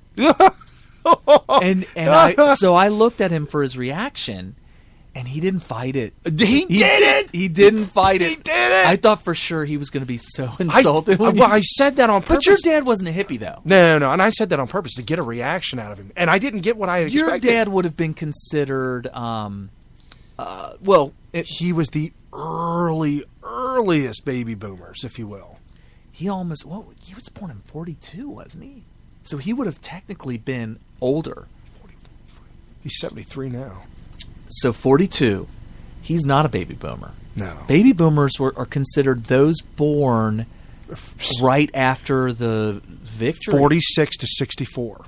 There you go. 1946 to 1964. My dad's a baby boomer. Yes. Your dad would be. But here's the thing: your dad was growing up with all the baby boomers. Right. Well, I mean, your dad is 10 years younger than my dad. I think he was born in 51. Okay. All right. So when my dad was off into high school and college, he didn't even really. All he knew is that your dad was his younger brother. I mean, they never. Yeah, my dad was a little bit young on the hippie side too, because he would have been Like, I asked him, why didn't you go to Woodstock? You were 18 years old. You could have. Right. Well, that's young. He was too young to go to Woodstock. That was probably more for, like, the 20s crowd. At 18, for him to jump in the old shaggin' wagon and go all the way to New York. And for those of you listening, that is a VW bus/van. Well, it could be any kind of van with no seats whatsoever. Rip the seats out of the back and throw a mattress back there. And then put carpet on the walls. Oh, they And did! ceiling. Yes! Cover up all the windows. That was the early version of the conversion van. Oh, my. So Chrysler got their idea for the Caravan. Well, they said, hey, why are we letting these people convert their van into a shag and wagon? Let's just make it. Yes. We'll just...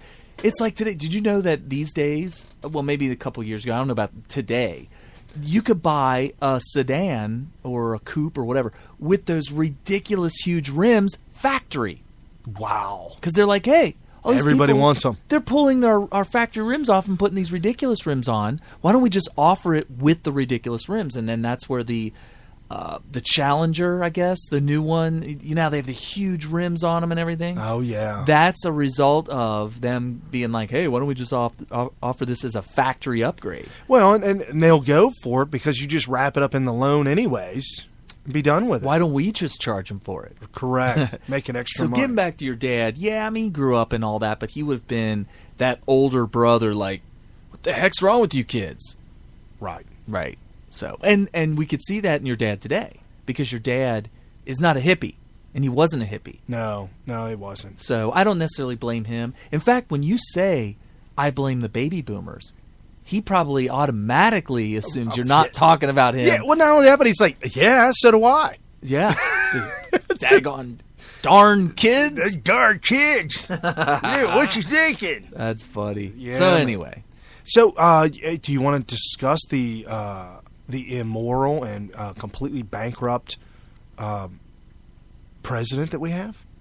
Don't we always? Yeah, we usually do. But what did he do this time? Well, because Scott Walker of Wisconsin not only did he run for governor Well, he's a Republican. Right. And when he ran for governor, the entire nationwide conglomerate of unions, every labor union there could have been in the all of entire them. country, they all descended on Wisconsin. Oh yeah, and joined together, and they threw everything at Scott Walker. And what you'll hear from Rush talks about Scott Walker all the time because something fascinating with him. Unlike all the other Republicans out there that as soon as they're attacked by communists, they are like, whoa, whoa, whoa, I don't want to be disliked here. right. I want to get along with everybody, including I want to get the people that hate me to start liking me. And so they start to adjust their behavior to try to achieve that. Right. And it's stupid because you're turning and going along with communism to make that happen, and that's wrong. And so Scott Walker said, "Screw you guys! I'm going to fight you guys head on, and we're going to battle in the arena of ideas, and I'm going to win, and I'm not backing down." And not only did he win against the communist unions the first time, but then they were trying to recall him. He literally ran. Had to run twice. multiple times. It was a best out of 3. Yes, it was a best out of 3. But see, the problem is that they didn't know is that he went to Home Depot and bought a treated 4x4, strapped it on his back so they couldn't tear him down. There you go. You want to talk about a spine? This man is solid. It's probably made out of. It's probably like RoboCop. He's got a steel spine. Yeah, that could be it. Maybe titanium, possibly. It's very possible. Because it'd be lighter weight. Right. It'd be still the strength of steel, but the lighter weight. Would you be able to maneuver better? Oh, absolutely. So a lot of conservatives, a lot of Christians, a lot of Republicans. I don't know anybody that has come out and said something bad about Scott Walker. Even the GOP. I don't think it's interesting. Some of the there have been some people who I would consider those that would support Cruz, the very far right-wing libertarians. Okay. have had problems with Scott Walker. I haven't done enough research. I'm sorry for you listeners out there to explain to you exactly what their problem is with him. But given the choice between Walker and Cruz, they're like, oh, forget Walker. And those people do have a little bit of a problem with him. I just have to figure out what. Right. Not as bad as Rubio. Right. Where Rubio has he's so wrong on immigration. It just blows my mind. Did you see that thing? Yeah, I did. So anyway. So we've got the Republicans coming out of the closet saying that they're going to run for president and other things. And So Obama took the opportunity to descend upon Wisconsin himself. Okay.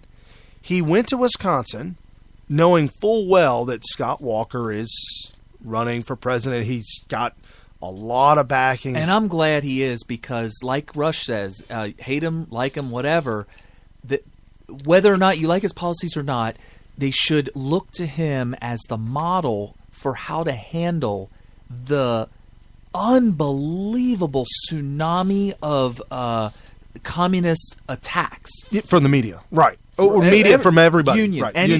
Everything communist. He's not only has he laid that out, but he's also laid out the blueprint work to take if you want, like a city like Detroit, and completely turn it around to be the powerhouse it used to be. He could do that. He has the blueprint. He did it for an entire state, Wisconsin.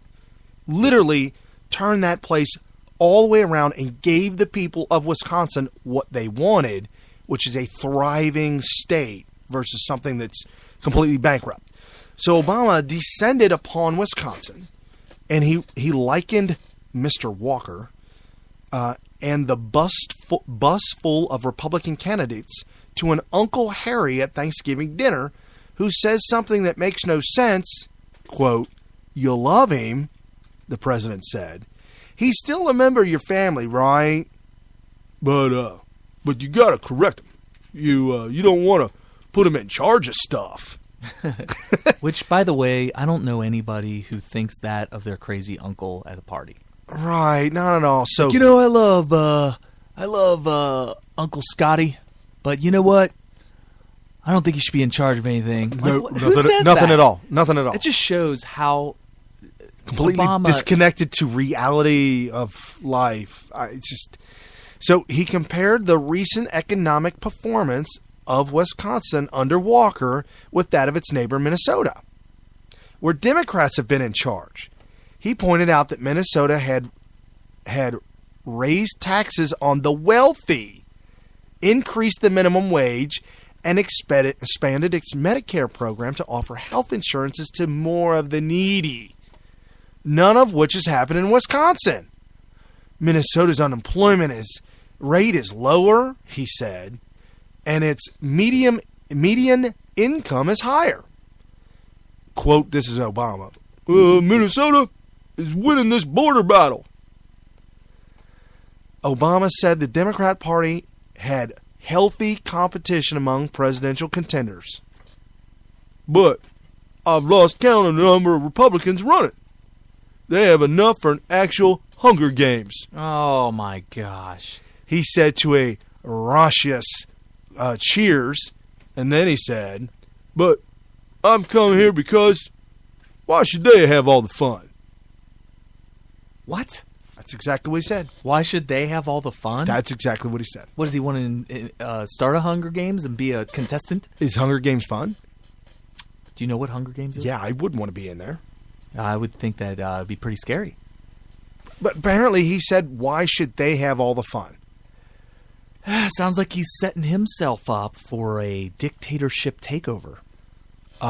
We've been saying this from day one. Everything he's doing, and I know what it is. He'll always say, well, no, I'm not going to run again, or I'm not going to take over. Well, he doesn't need to run again. He doesn't need to take over. He would deny it, or he would outwardly say those are ridiculous things, but he's setting it up so that the option to take over as dictator is still there. And he's doing it so that if he needs to take over as dictator, he's set up the government to make it as seamless as possible. Not only that, but he's also informed everybody that he's moving to D.C. Oh, and there have been some rumors or theories about why that would be. Let's say he does step down as the Mein Führer.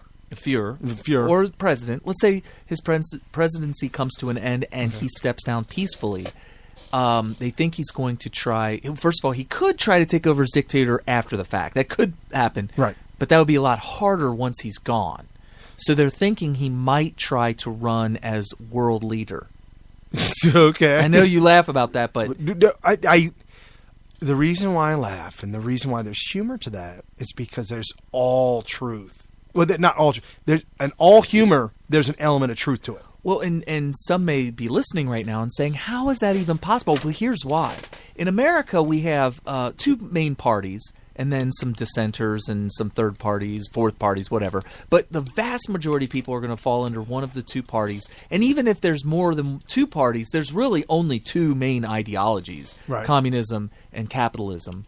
And or you could call it libertarianism and communism. Right. But here's the thing. With Obama, since he is a communist, he has constituents worldwide. Correct. And having worldwide constituents would enable him to take over. He could announce, I am now the leader of the world. And he would have so many followers in other countries that what are these other governments going to do about it? Right. They have to deal with their own people at that point. And if he totally agrees to go ahead and ask for forgiveness from Allah for not implementing Sharia law sooner, he will be forgiven by ISIS. You know what he's going to say. He's going to say, I tried to implement it. I did it for the greater good. Just make me world leader. Congress didn't let me implement it. He's telling Allah he tried, but Congress was... Oh, I thought you were talking about the Muslims worldwide. Right, no. You're talking about him talking to Allah, whereas I'm talking about him addressing his constituents in the Muslim world. Hey, I tried to do it, and I could do it if you just make me dictator. Yeah, I'll make it happen. Are you talking to Allah or are you talking to the constituents? All of them. All of them. Just make me dictator. I'll implement it. Almost sounds a little bit like Yogi Bear. It does. I'm feeling that. No, I'm me. Oh, okay. You're actually pretty close. I got a bad one. But I'm more like Yogi Bear. Well, here's the other thing about what is going on, and it's just absolute pandemonium on the border and the influx, not only from apparently in the month of May, it was 128 unaccompanied illegal children crossed the border. 128 per day. Yikes. And that's more. That would be more people than would need to be replenished in Chicago for gun murders. Oh yeah. And that's why they're shipping them in because of they need to replenish all the loss. Right. Okay. So not only that, but they're also shipping in. Nancy Pelosi was pushing for this, that they need to ship in Muslims from the Middle East and put them in these cities to help diversify the cities. Why? Well, because Muslims need a place to live peacefully. Well, I mean... And if you look at Dearborn, Michigan in the news, apparently the local city... Dearborn, Michigan has been overrun by Muslims, ISIS, and infiltrated by Muslim, and they want to implement Sharia law in that town, Dearborn, Michigan. So they elected officials that would attempt to implement it. Right. Okay. And so recently there was a big issue going on with a training camp. And apparently the government stepped in and said, yes, they are allowed to have this training camp. And it's a training camp for ISIS. And they posted a picture on Facebook about it. Well, we'll see. If a terrorist attack happens on our soil and it can be traced back to the training at Dearborn, Michigan, we'll see how that works out. It'll probably work out that it was a loan. Lone Wolf. It was a Lone Wolf. Right. We never told him to do that. Kind of like Chris Cornell. All of a sudden, the mosque is like, I don't know, I've never seen anybody talking to him. It was just that CIA agent. Right. His only friend was the CIA. Oh, they got a hold of his dad. Got his dad to say his only friend was a CIA agent. That's what he said. When in all reality, he had a whole mosque full of friends. Did he? Because the mosque is like, hey, we didn't say nothing to him. I don't know what he's talking about. Right. Anyway. So, you want to talk about the great job that Obama has been involved in and taken credit for this week? What did he take credit for? The unemployment rate went down. Guys, you know I'm a 5.3%. Math wizard over here. Math wizard, yeah. 5.3. How can you get us to 5.3? So they have that labor participation rate. What? All right. So you have working people of working age in America. That would be all the people, and then of all the people that could possibly be employed or unemployed, because people that can't work wouldn't be a part of that, like children. Like a 12-year-old child would not be part of the statistics. Right, of they're saying unemployment. 16 and older. Okay. That's what the labor statistics are, 16 and older. Now, out of that entire population, you have those that have a job, and those would be the people that are employed. Right. Okay. The ones that are unemployed, they divide that up. And they say, okay, out of those people who are unemployed, who could be working, how many of them are actively looking for a job?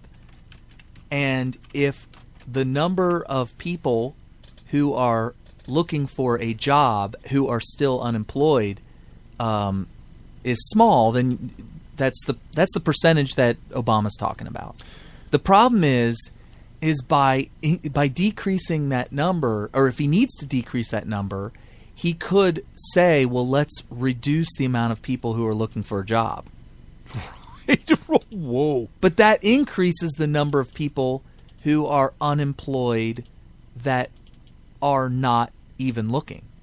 So so the number that you should be worried about is, and everybody should be worried about this is a pretty sad number, is the number of able-bodied people in America who are of age that don't have a job.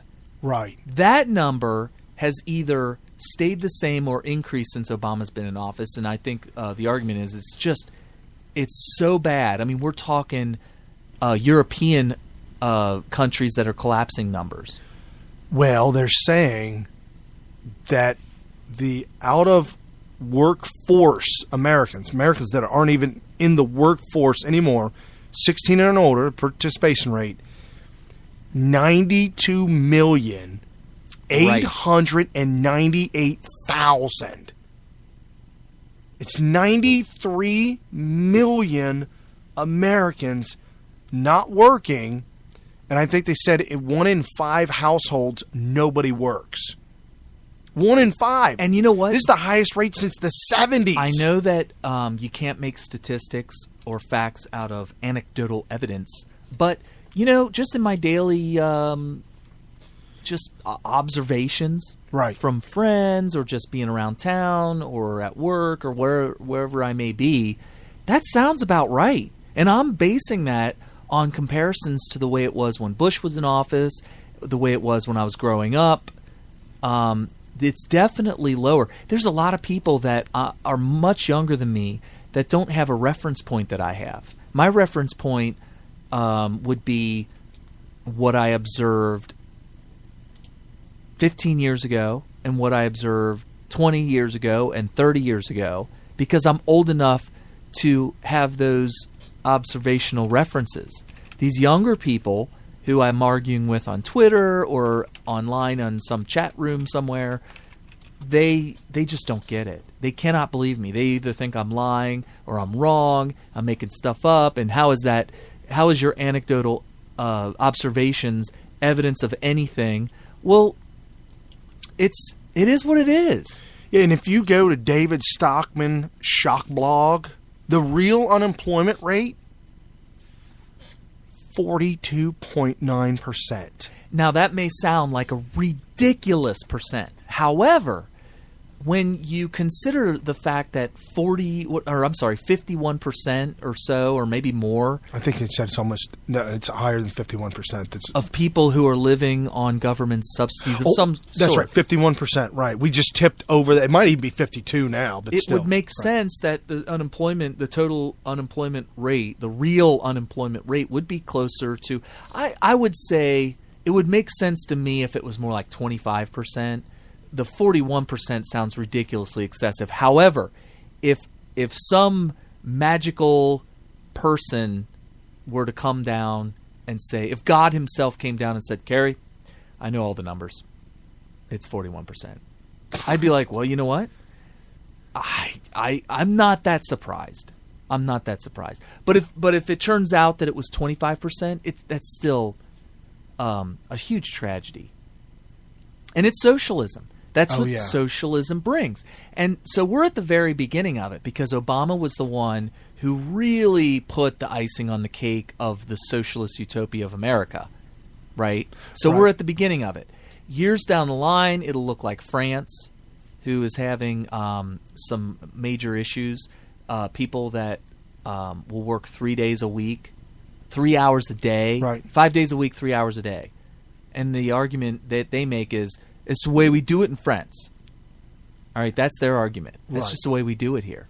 Well, then years down the line, France, which we will become France one day, France will become Greece one day, which is a bunch of people who are, in their 50s, 60s, 70s, relying on a pension that they think they earned because they were told that they will get it if they do X, Y, and Z. Did you tell me the story about the man in Greece and the picture of him? Yeah, sitting on the ground crying because he can't get his $133. And what was next to him in the picture?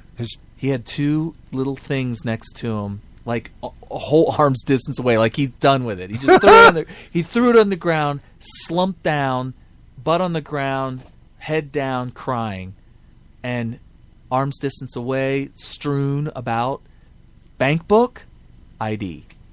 Forget about it. Don't even need it anymore. He's just like, I guess it's over. Well, I mean, Zimbabwe issued I thought it was a $1 trillion bill that Zimbabwe issued. Yeah. It wasn't a $1 trillion bill. What was it? It was 100 trillion. Oh my gosh. Which is enough to buy a gallon of milk.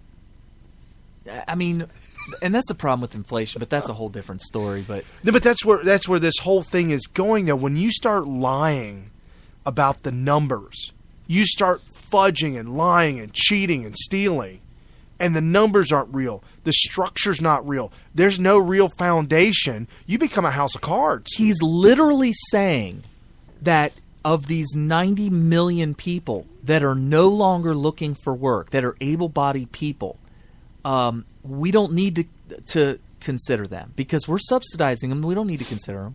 Right. They're not destitute. They're not hungry. They're not starving. They're not a problem. They're not crying. They're not in a line. They're not slumped down on the ground with their bank book. Right. They're fine. So if they're fine, why do we have to worry about them?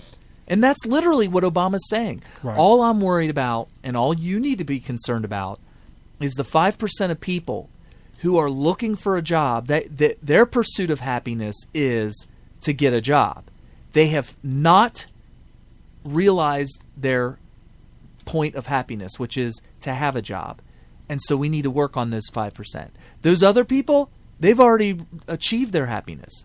They're not employed and they're not starving. They're just waking up every day and finding their homies. Right. And so all the administration is doing to derive 5.3% unemployment, they're counting people full-time work. Apparently they don't count part-time or half-time work, which some people out there now are working 2 part-time jobs to cover and make a full-time job, which is insanity. Are they considered employed? No. They're not part of the... Are they considered unemployed? No, because they're not on unemployment. Because they're not looking for or they're not looking for employment because they have 2 part-time jobs. And if you are collecting unemployment, which is up to 99 weeks, sometimes longer if you can redo it. I need to re-up my 99 weeks. Can I take a mulligan? I think they made it 99 months. Wow! I want my 99 years of unemployment. So if you're on unemployment currently, you're up to 99 months. And you mean me? Yes. I was just joking about So that. the administration counts you if you're on unemployment and currently looking for a job. If you drop off and you no longer looking for a job, or you're not looking for a job through their system. Because if you've never been unemployed, once you become unemployed and file for unemployment benefits, you then are treated like a child and a piece of property of the state. Well, you are at that point. I mean, You're beholden to that. well, I mean that's the whole design. So at 40 years old or whatever it is that you find yourself unemployed, you now go to a re-education camp known as the local government. Okay. And you obtain money from them that you and the employer have been paying in, and why the government's holding this, I don't know. Anyways, unemployment insurance. So once you start drawing money out, then they make you go to classes to either relearn a new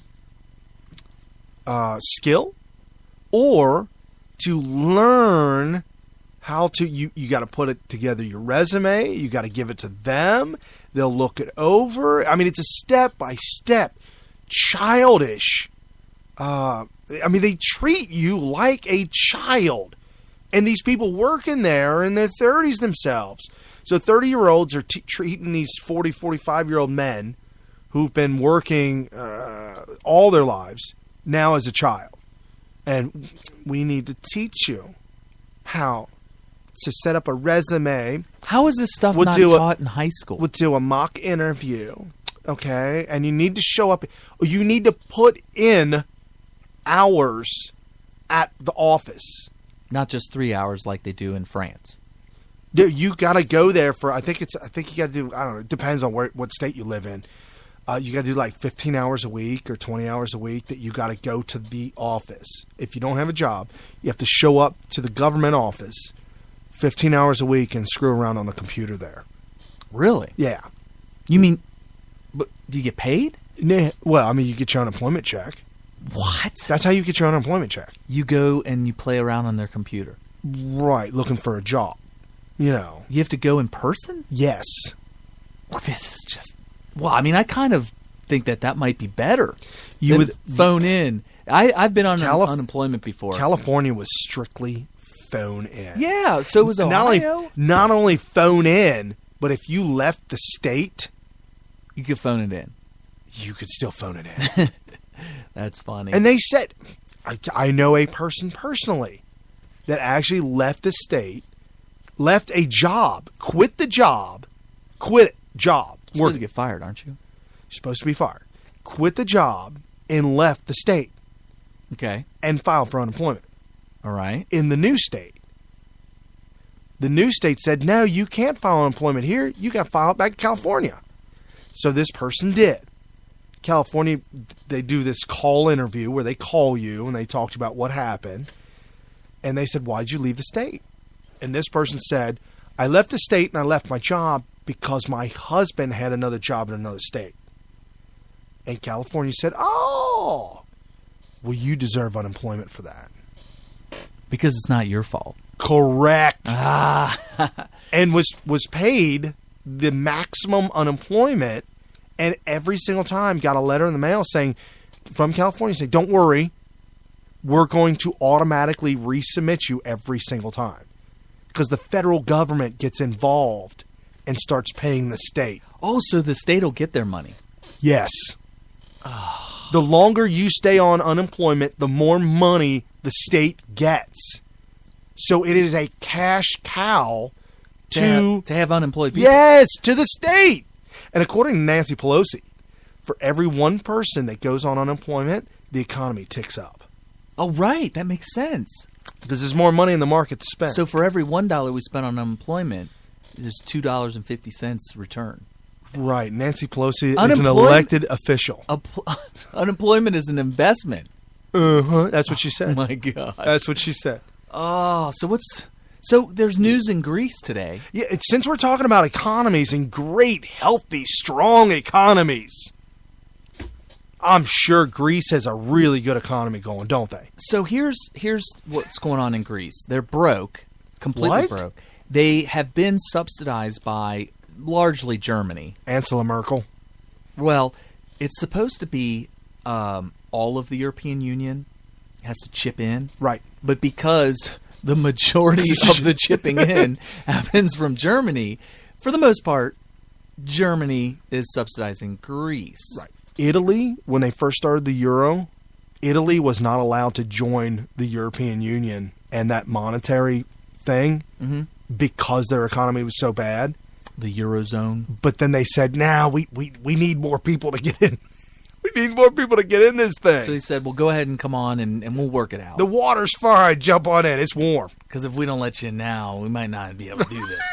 Right. So Greece was in there, and Greece, of course, is like, hey, our people work a couple hours a day, a couple years. Right. Then they get this giant pension for the rest of their life. At 42. I don't know. We were just throwing numbers. 52. Yeah, whatever number it is. 16.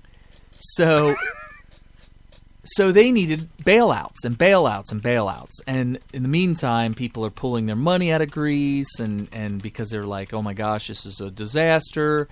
And so finally, Germany said, all right, if you remember the Greece fires? No, I wasn't far off. What? The retirement age in Greece is 45. Oh, that is ridiculous. Greece had to lift the retirement age and push it to 67. Well, duh. I mean, you can't have a functioning economy where people get to retire. That's from the Daily Caller, which I trust. I trust them. Okay. Wow, that's a joke. Okay, so you have all these people retiring at 45 and starting to receive their pension. Obviously, eventually Greece goes completely under. And remember the austerity measures a couple years ago, caused all kinds of riots in Greece. Remember that? Oh, yeah. They were calling it Greece fires. And you remember that? Yes. So anyway, they thought everything was fine. And guess what? There's runs on the bank in Greece and everything's going haywire again. So Greece wants another bailout. So this time Germany says, all right, here's the plan. Here's what we're going to do. We will give you a bailout under these conditions. And the conditions were a lot of austerity measures. And there was one major condition because they found in 2012 that Greece had to cut welfare and pensions to 200,000 people. Okay. Almost 250,000 people. Which is what caused the riots. Well, do you know why they cut 200,000? Well, because they couldn't afford it, right? No. They were found to be dead. Oh, the people who was receiving it? They actually didn't qualify for benefits at all. Because they were dead? Yeah, a lot of them were dead. But who was getting them? Who was receiving the money? Nobody knows. Were they actually burying the money in the grave? I mean, they left a hole. If you remember those graves, the coffins with the bell? Yes! That's where they say saved by the bell. Okay, so you're buried. That's where that comes from. Okay, back in the day when I guess it would be when cemeteries were brand new in America, which would have been in the 1840s and 50s. They had dug up some They had exhumed the bodies and found that scratch marks on the inside of the coffin. That's a fact. Urban legend. It's a fact. People were pronounced dead that weren't dead. And then they even if it was an urban legend, probably it was so feared. Horrifying. It was feared. So horrifying to people that they put a bell and dropped a string into the coffin. It became an option. Right. And that's where graveyard shift comes from. Third shift, graveyard shift. That's the dude in the graveyard listening for the bell. But couldn't they do that during the day too? Well, yeah, but third shift was called graveyard shift. Okay, so because They wouldn't need to do it during the day because they got people landscaping and people walking around. people putting flowers. Yeah, you'd hear if Like, somebody what's was that bell? if somebody was ringing a bell during the day.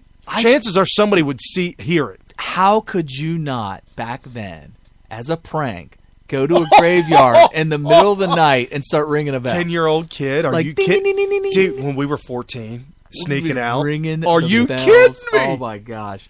Yeah, so you would definitely Like I'd have you go to one side, I'd go to the other side. and they'd be running back and Back- forth. Where's that bell coming from? Oh, we could be driving them nuts. Dude, that could be a Keystone Coppers episode. You know how the cops run around in circles? Yeah. We could get the graveyard digger running around in circles. There you go. It's all in your head, dude. It's in your head. I don't hear nothing. Don't you hear that bell ringing? So anyway, Yes. how did we get off on this tangent? Okay, so so that you could have an option in Greece of getting buried with a hole that goes all the way to the coffin, so that when you receive your pension after your death, they would deposit it into the hole and it would drop down into your coffin. Right. So in Greece, people collect retirement checks for up to 65 years. After you die? No, I got you. right. That's including the pensions you receive at death, after death. Up to 65 years. Yeah. So you're telling me, okay, let's say you retire at... Sorry. The retirement range is from 45 to 65. That's where you retire. Men retire starting at 45 years up to 65 old, up to 65. So then they're collecting their retirement for 45 years if you live to 90. Yeah, but what happens after you turn 90? You keep collecting. Okay. I'm just saying if you live to if you live to 100, you collected it for 55 years. I gotcha. Okay. So obviously that's not affordable, not sustainable. And so Germany said, all right. We'll bail you out if you, and by you, I mean the leader of Greece, whoever that is. I don't know, whoever it was. So guess what the leader of Greece said? He said, well, I can't answer that question. I'm going to take a vote on it. We're going to leave it to the people to vote on it. And when that happened, every investor in the entire world who had money in Greece was like, oh, hell no. What? What did he just do? No, you did. And you know why he did it, don't you? Oh, no, you did. Well, he didn't want to be lynched. That and 2 years ago or 3 years ago, there were Grease fires. Right. Well, over this weekend, Greece announced they would have to shut down the banks. It closed the banks for a couple of weeks. So you couldn't go to the bank. And the maximum amount of money you could withdraw from the bank at first was like $60. $60. That was the maximum you could withdraw. No matter how much money you had in there. There were lines wrapped around the blocks for people to get their $60. For $60. But if you're a pensioner, I think you can get up to the guy that was crying in the street. He was eligible to receive $130 or $133. However, he was on his fourth bank who was declining him. Ran out of money. I don't know what the reason was, but they declined him his money, and on the fourth try, the fourth different bank, that's when he collapsed down to the ground and just started crying. Somebody snapped a picture of it, and it became this big viral photograph. So, so there was a vote. Oh yeah, today. Well, before you get to the vote and the answer of the vote, what happened on the vote? Can you guess what the majority? How do I word this? Who runs the businesses in Greece? And I'm not talking about business owner. I would think it would be a business owner. Okay. Pensions and other costly benefits are well protected by the government. It has to be. AKA unions in the country. As the British Journal of Industrial Relations noted, even when the government tries to do something to rein in benefits, unions have the ability to mobilize workers, hold rallies, put up significant political pressure, and stop all reforms. This is Detroit. Greece is Detroit. Oh, it's worse than Detroit. This is like like Greece is being supported by, it's surrounded by and part of a giant socialist thing called the European Union. The pensions in Greece account for around 17% of the country's GDP. Yeah, that's Gross domestic product. So how is the pensions a gross domestic product? What product are we It's talking about? 17%. So the government is including in their GDP numbers pensions. Yeah, that's a problem. And they should, though. And it's a loss. Well, it's just like Mexico, including all the money sent from Mexicans in America, sending their money back to Mexico. It's the second highest GDP product next to oil. So you ready to hear? Okay, all right. All right. Getting down to it. 27 minutes ago, okay, the AP reports all right. that, and here's the headline, Greeks reject demands for more austerity in key referendum. What that means, I'll translate it for you in Westwood. Greeks vote to keep their pensions and keep everything that they're supposed to be getting paid while they sit on their butts and do nothing in order to they're not going to get bailed out now. They vote to keep everything, and that's going basically they put the ball back in the European Union's court saying, okay, here's the thing. We still want you to bail us out, but we're not going to go along with your demands that we introduce austerity measures that would increase our retirement age, decrease our pensions, i.e. our socialist programs that allow us to sit on our butts while you guys in Germany work hard to earn the money to allow us to do so. And so that's what they did. So voters in Greece resoundingly reject creditors' demands for more austerity in return for rescue loans. Sunday, that's today, backing Prime Minister Alexis Tsipras, who insisted the vote would give him a stronger hand to better reach a deal.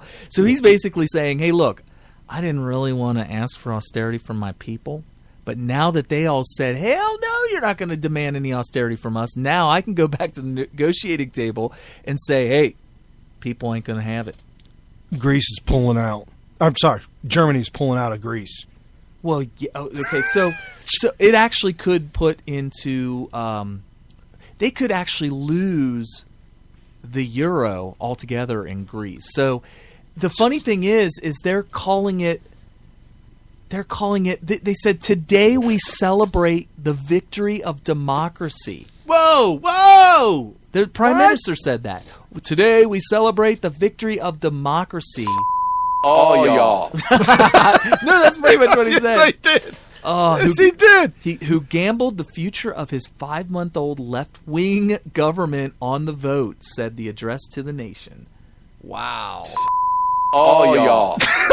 That's pretty much what he said. So Greece is telling the all European nations, y'all better come back to the table with a better deal.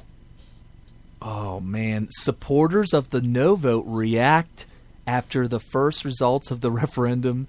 So there's all these people screaming in a town square or something. Okay. The finance minister said Sunday that creditors planned from the start to shut down the banks to humiliate Greeks and force them to make a statement of contrition showing. So basically he said, you're just trying to humiliate us.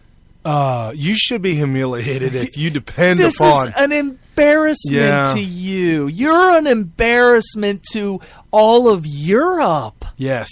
Oh, I got a Greek friend that I wish I could get call in. I'm going to have... And then maybe next week we'll have an actual Greek caller.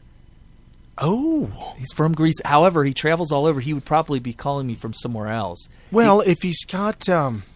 He says he's from Greece, but every time I talk to him, he flies to China. He's a computer programmer that travels all over. He's hardly ever in Greece. but he's from Greece, so he's Greek. Sunday night's result, he said that no is a big yes to a democratic Europe. It is a no to the vision of Europe, an infinite cage for its people.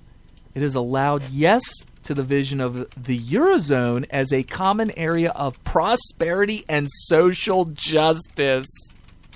Wow. Oh, you got to be kidding me. Wow. Thousands of government supporters gathered in central Athens in celebration. Yay, we don't have to give up our bloated pensions. And yay, now we can really stick it to the Germans who should keep on sending us money so that we can have our pensions.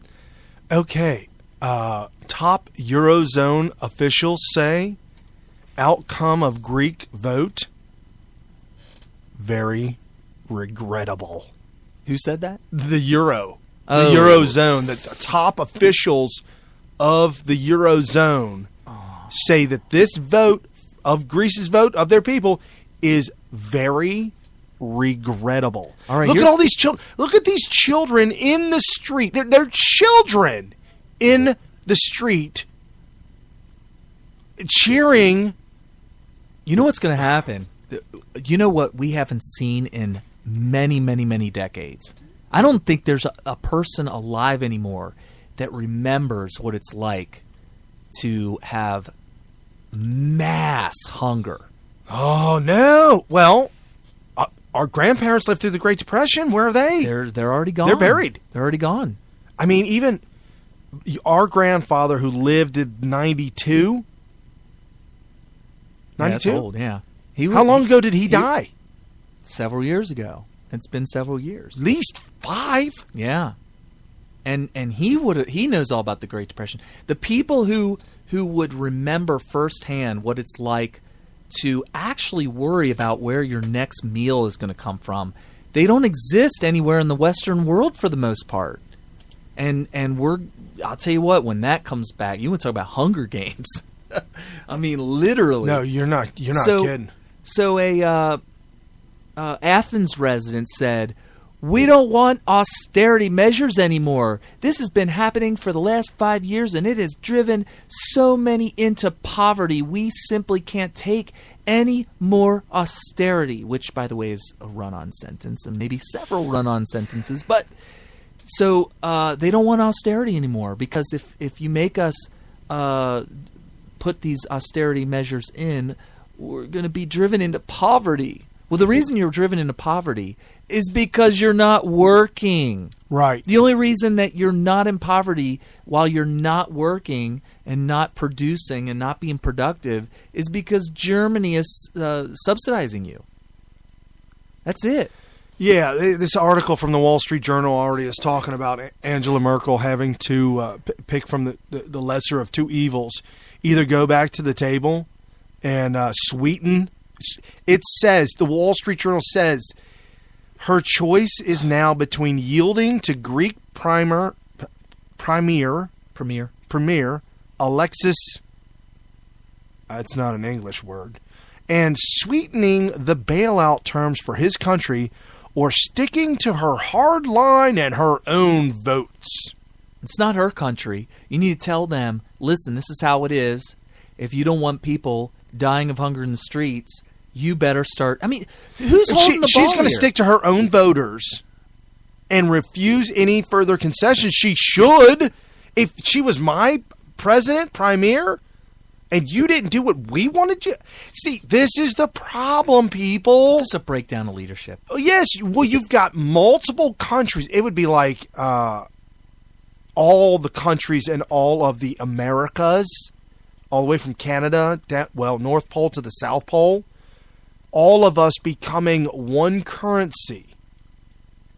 That couldn't happen because of the third world countries like Tijuana. Well, if you say that you're allowed to... I mean Mexico. Oh. Tijuana is its own country. Oh, okay. Yeah. Well, if you have countries that are allowing people to retire with bloated pensions at 45 and say you don't have to work anymore once you achieve 40... So you're saying you get a job when you're 18. Right. You work for, 30 years? Right. 20 years? 18? 18, 28, 38. So 25 years. 48. Yeah, 25 years. You work 25 years. Maybe 30. Maybe 30. Maybe maximum. And then after that, from the age of 45 to 95, so 55 years. 50 years. So you work 1/3 of your life. Right. Oh, I shouldn't say 1/3 of your life. 1/3 of your adult life. Correct. Not including as a child. Because as a child, you're taken care of by your parents. Right. Presumably. Unless you're in a communist dictatorship. Or they're getting government money, so you're taken care of by the government. Okay. So the Wall Street Journal posted this too. They said, given how much Germany has shaped the management of the crisis, a mixture of emergency loans and unpopular economic overhauls in the affected countries, the strong no vote to the terms was a stinging blow. Merkel's to travel to Paris to consult with French presidents. Phone call Sunday night where they agreed that the vote of the Greek citizens is to be respected. I'm not going to respect that. In fact, anybody who respects They it... just said that they're going to respect the vote. Who said that? The Germany and France said that they agreed to respect the vote. The two called for a summit of the Eurozone leaders Tuesday. This is the dumbest thing I've ever heard in my life. Imagine if you have children at home. You got a spoiled brat. Okay. German or Greek. Greek is a spoiled brat. Let's say you're one of your children, just one of them. Maybe you have multiple children. Well, you got one of them that is a spoiled brat. And you tell him, look, we're going to go ahead and not let you have dessert tonight because you didn't finish all of your peas. But I'm only going to do that if you agree to those terms. What do you think your child's going to say? I'll tell you what. And will you say, I respect that? I respect that you don't want to finish your peas and you still want your dessert. Okay, Dad, I appreciate those terms, and I'm going to give you my terms. I want no peas. I want none of this dinner, and I want 2 helpings of ice cream. Well, I don't know if they're asking for more. They're just saying we're not going to accept any less. They're asking for more because they're still unwilling to change the limits of retirement. Well, they're still willing. They're not willing to curb their current actions. Like currently, it should be a better example. Dad, I want 2 helpings of ice cream, and I'm not eating the peas. No, son, you're eating the peas first, and you're getting 1 helping of ice cream. Yeah, okay, that's a good analogy. There you go. So they're still going to give them some ice cream. They're just saying, look, you can't have 2 slices of pie. Right, because Greece is asking for 2 slices of pie when the rest of the euro only gets 1.5 slices, and nobody knows where all the extra is coming from. Well, and their argument is that we need our 2 slices because we've always been getting our 2 slices, and they have been. They've been getting. Right. We've always gotten 2 slices, and by holding us to only 1 slice after we eat all our peas, are we adding peas? Are we adding peas? No, we're not even adding peas. Are you sure? No, we're taking a pea away. We're taking some away. I thought that Germany was saying, no, you need to eat a little bit more peas and a little bit less pie. Yeah, maybe I guess I did say that. Well, they're saying, listen, we've always only had 1 pea for dinner. Now you and 2 giant scoopings of ice cream. 2 giant sundaes. Complete sundaes. The whole thing with the banana, the syrup, the cherries, the whipped cream, all of it. 2 of them per person. 2 of them, right? And so Germany's saying, no, you need a whole helping of peas and only 1 giant bowl. 1 whole banana split. And that's it, just 1. And what the analogy, to complete the analogy, it would be like here it is. The kid held his breath until he got his way, and when he passed out and hit the floor, the dad said, you know what, I can respect that. I respect your wishes to have the 2 whole Sundays. Yes, because Banana splits. Because you held your breath and passed out. That's what the vote was. Yes, they're holding their breath. They passed out, and now Germany and France are like, "Whoa, all right." I can respect that. And that's the problem with the rest of the European countries. How would they, you know what? They should just all go to have a World War III. Not like nuclear war. I mean, they need to do it like they did in World War I and II again. They just need to do it. Well, France needs to thank us twice for allowing them to have. Well, you know what's going to happen country. to them again. They're going to get overrun. They're gonna run to the edge, right to the ocean. Well, they have the tunnel now, so they could just run. They're going to run on foot, right, and say, "Britain, Great Britain, please save us." I think the tunnel is a train tunnel. Like, or do they drive through? You can drive through it. Okay. I was going to say you'd have to walk that whole distance on the tracks. That'd be terrible. You know, and the problem with walking on tracks is you got to walk up one, down one, up one. Well, you down. could hop from. As a kid, it was hard though, because that's a pretty good. Yeah. That was a pretty good leap. Don't touch the third rail, and don't whiz on it either. What? So, wow. I was gonna say, dude, I had a really good. Do you know why there's a government agency that built tanks for France, and that government agency did a study and found that they needed to install rear view mirrors and side mirrors on French tanks. You know why? I don't know. So they could watch the battle. Oh, hook, line, and sinker. One of my favorite jokes, because there's so much truth to it. Today, democracy is defeating fear. I am very optimistic. That's an official from Greece. Whatever. I hope people say yes. European Parliament President Martin Schulz told German public radio, if after the referendum the majority says no, they will have to introduce another currency because the euro will no longer be available for a means of payment. Booyah! Wow. Hey, there's this guy, Gunther Kerbohm. He's the conservative chair of the Parliament European Union Affairs Committee, an advocate of Greek exit from the Eurozone. Yeah. He said, for a successful rescue operation, the one who wants to be rescued must let himself be rescued. Oh, that is just a means to humiliate him. He also went on to say, that is just not right. As Greek obviously doesn't want this, there's no option left for those who want to rescue it. They don't want it, so we can't rescue them. Well, what don't they want? They want their pensions. They're like, forget rescuing. We want our pensions. Okay. It's like that guy. He's sitting on his front porch, and all of a sudden the street starts to fill up with water. And he sees a big monster truck coming out, big giant tires. He's like, buddy, the dam broke. Flood's coming. Get in the back of the truck. I'm taking everybody I can take. He's like, nope. I'm a God-fearing man. I'm going to pray about this one. Okay. So, all right, suit yourself, buddy. So all of a sudden now he's on the second floor looking out the window, and a motorboat's coming by. Okay. And he's like, hey, buddy, get out of that window and get in the boat. This is the last chance rescue. Dam's already broke. You stay here, you're going to die. No. I'm a God-fearing man. I prayed to God, and I'm going to pray to him again right now. He's going to save me. It's like, suit yourself, buddy.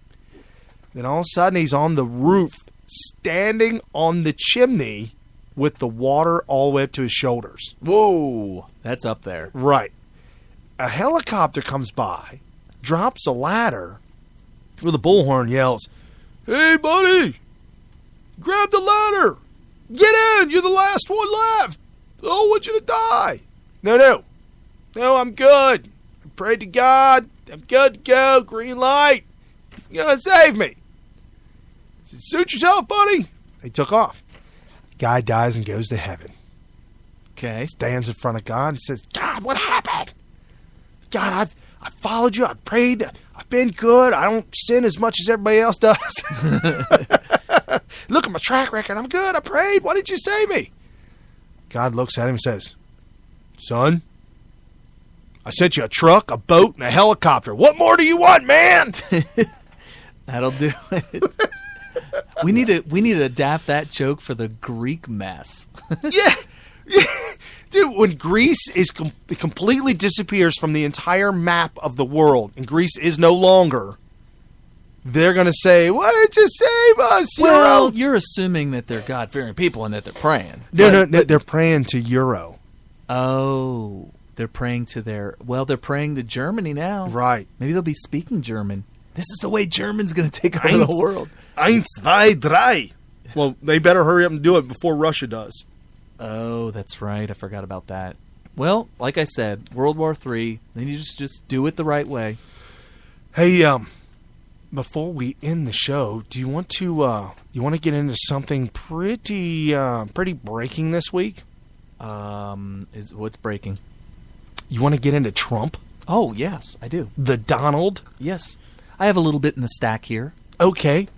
I want to start off this whole... we have 19 minutes. Okay, I want to start off the whole deal with exactly what Trump said, and then we'll go from there. Okay. Here's what Trump said last month to a GOP convention. When Mexico sends its people, they're not sending their best. They're not sending you. They're not sending you. They're sending people that have lots of problems, and they're bringing those problems with us. They're bringing drugs, they're bringing crime, they're rapists, and some, I assume, are good people. But I speak to border guards, and they tell us what we're getting. And it only makes common sense. It only makes common sense. They're sending us not the right people. It's coming from more than Mexico. It's coming from all over South and Latin America, and it's coming probably from the Middle East. But we don't know, because we have no protection, and we have no confidence. We don't. Okay. That's what he said about illegals. I mean, you can read through what he was saying was coming across the border. Coming across the border are criminals who are illegally, they're breaking the law to begin with by crossing the border illegally. And you and everybody knows if you go to break into something, i.e. somebody else's house, somebody else's country, you know you're violating some kind of law, so you're a criminal. There are criminals. There are drug dealers, a big drug problem, and there's rapists. Not only that, but a man in San Francisco that was deported multiple times shot an innocent woman in the head, killed her. Didn't shoot her in the head, but shot her this week, killed her. As her dad was holding her, she was saying, "Dad, please help me." She was 20-some years old, and she was walking the boardwalk with her parents. That was by an illegal alien from south of the border. Whether he's Mexican or not, I don't know. Mexican rape trees, or they could just call them rape trees. They're all over Arizona. There are trees, bushes, that are covered with underwear. Women's underwear. Yes, they're referred to as rape trees. That's what they're doing. That's what is coming across the border. So that's what the Trump is saying. Well, that's not politically correct, is it, Carrie? Well, is that the whole sound clip? Because there was the point, the thing that was criticized was when he said that they're rapists, and then he said after that some of them are good people. Right. Did that part play? Okay. I don't know what's happening, and it's got to stop, and it's got to stop fast. Yeah, that was the clip. I think he did say, well, at the beginning, before he said rapist, he said, they're not sending good people like you. Right. Like you. Uh-huh. Like you. He pointed out who good people were. Right. Well, the bottom line, okay, let's put it to you this way. Number one, that was probably not the best way to articulate what he was trying to say. And in a sane, just world, you should try to figure out what he meant when he said what he said. And I don't think it takes – I'm not putting words in his mouth when I say that what Trump is trying to say is that there are bad people coming across the border. Right. That is a fact that anybody tries to deny is just being completely dishonest. Right. And I think that that's what Trump I know that that's what Trump was trying to say. But because he didn't do the very best job of articulating that exact thought, it was dishonestly taken out of context to mean that if you're Mexican, you are a rapist. Because that's what Mexicans are, rapists. And that's the message that the dishonest liberals who are trying to attack, and also the Republicans that don't want to see Trump running on the Republican ticket or whatever. And it's just a sad state of America where it doesn't matter what you mean, or in this case, not even what you say, because you can clearly see what he means when he says they're sending over rapists. When he says right after that, and some of them are good people, what he means is that there's some people that are being sent over that are really bad people. Well, and like when I first said, who jumps the border of another country? Rocket scientists? College grads? Okay, so the argument there people who are employed full-time with a job, successful. Right. If you were, this is what Ann Coulter says, and she just articulated it perfectly. She said, if you're successful in your own country, you have no reason to leave. Right. And if you don't like what's going on in your own country, work on changing it. That would be the noble thing to do. Well, and as you taught me, it's not that the grass is greener on the other side. You taught me the grass is greener where you water it. Right. Well, in their defense, there are places in Mexico. I would not say is one of them, but there are places where your only hope is to flee. Right. I would say Cuba. Cuba. Cuba. That's the first thing on my mind. Or like in Iran. Or Puerto Rico. It's going belly up just like Greece. I'm surprised to hear that. Yeah. I mean, I know it's a poor country. No, Puerto Rico is really... Wow. This week there were some articles out on it. Puerto Rico is really bad. Well, I know I've seen pictures of Puerto Rico because I had a lot of Puerto Rican friends in the military who had photos from there. And it kind of looked, in some of the photographs, looked a lot like what you would see in Mexico in terms of, like, broken concrete. And I had a buddy from Dominican Republic in the Air Force, and okay. I told him, I would joke around. I said, man, come on, I know you're from Puerto Rico. And he would crack on me, and he's like, yeah, I know, you're from Kentucky. Oh, that's a good one. That's a good one. That was the banter back and forth. He told me stories about Puerto Rico. He said, man.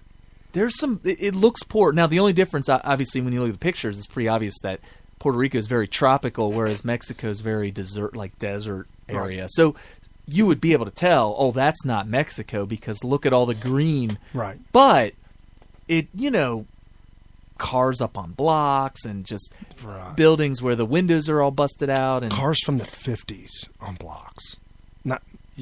Okay. No, so Trump also angered everyone by saying, I know how to build walls.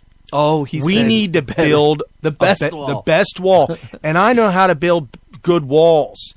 And I'm going to get Mexico to pay for it. Which that was going to resonate so hardcore with So what did Univision? Univision? What did they do? They pulled the Miss America pageant. Or not the Miss USA. Miss USA pageant. They won't air it, and that's what Trump is. That's his thing. He owns it. Right. They won't air it anymore. And the CEO of Univision took a picture of the Trump and put it side by side with the kid who killed 9 people in that church in South Carolina. Put the two pictures together, and at the bottom said, "See any difference?" Yeah, that is going to be a huge defamation lawsuit. So the Trump has filed a $500 million lawsuit. Wow. Well, you got to shoot high, right? Didn't we learn that from James Christensen? $500 million. Hey, James. Yeah, you've got to shoot high, right, buddy? Well, you shoot high because then what you end up getting is what you really wanted. Right. So if I want $50 million, I shoot for $500 million. Yeah, and then when you get the $50 million, you actually attain your actual goal. But because if you ask for 50, you might get 5. Right. And nobody wants that. It ain't even worth your time. Not Trump. No, not true. Trump is I'm definitely surprised he didn't ask for $1 billion, actually. He asked for $500 million. He did, $500 million. Wow. So Univision CEO, good luck with that one. Yeah, and don't think that Trump's going to run out of money fighting that. So guess who else pulled out? NBC pulled out of Trump. Completely walked away from him, as well as Macy's pulled away from Trump. Okay, by the way, Macy's literally it has a communist red star as their what is of course they do. I've always thought that. Every time I see a Macy's star, I'm like, man, this looks like maybe China or maybe former Soviet Union. I mean, what is this? A red star. Okay, so the NBC network said, quote, "So weak and so foolish." Okay. Yeah. And then I was telling Brian this yesterday. You don't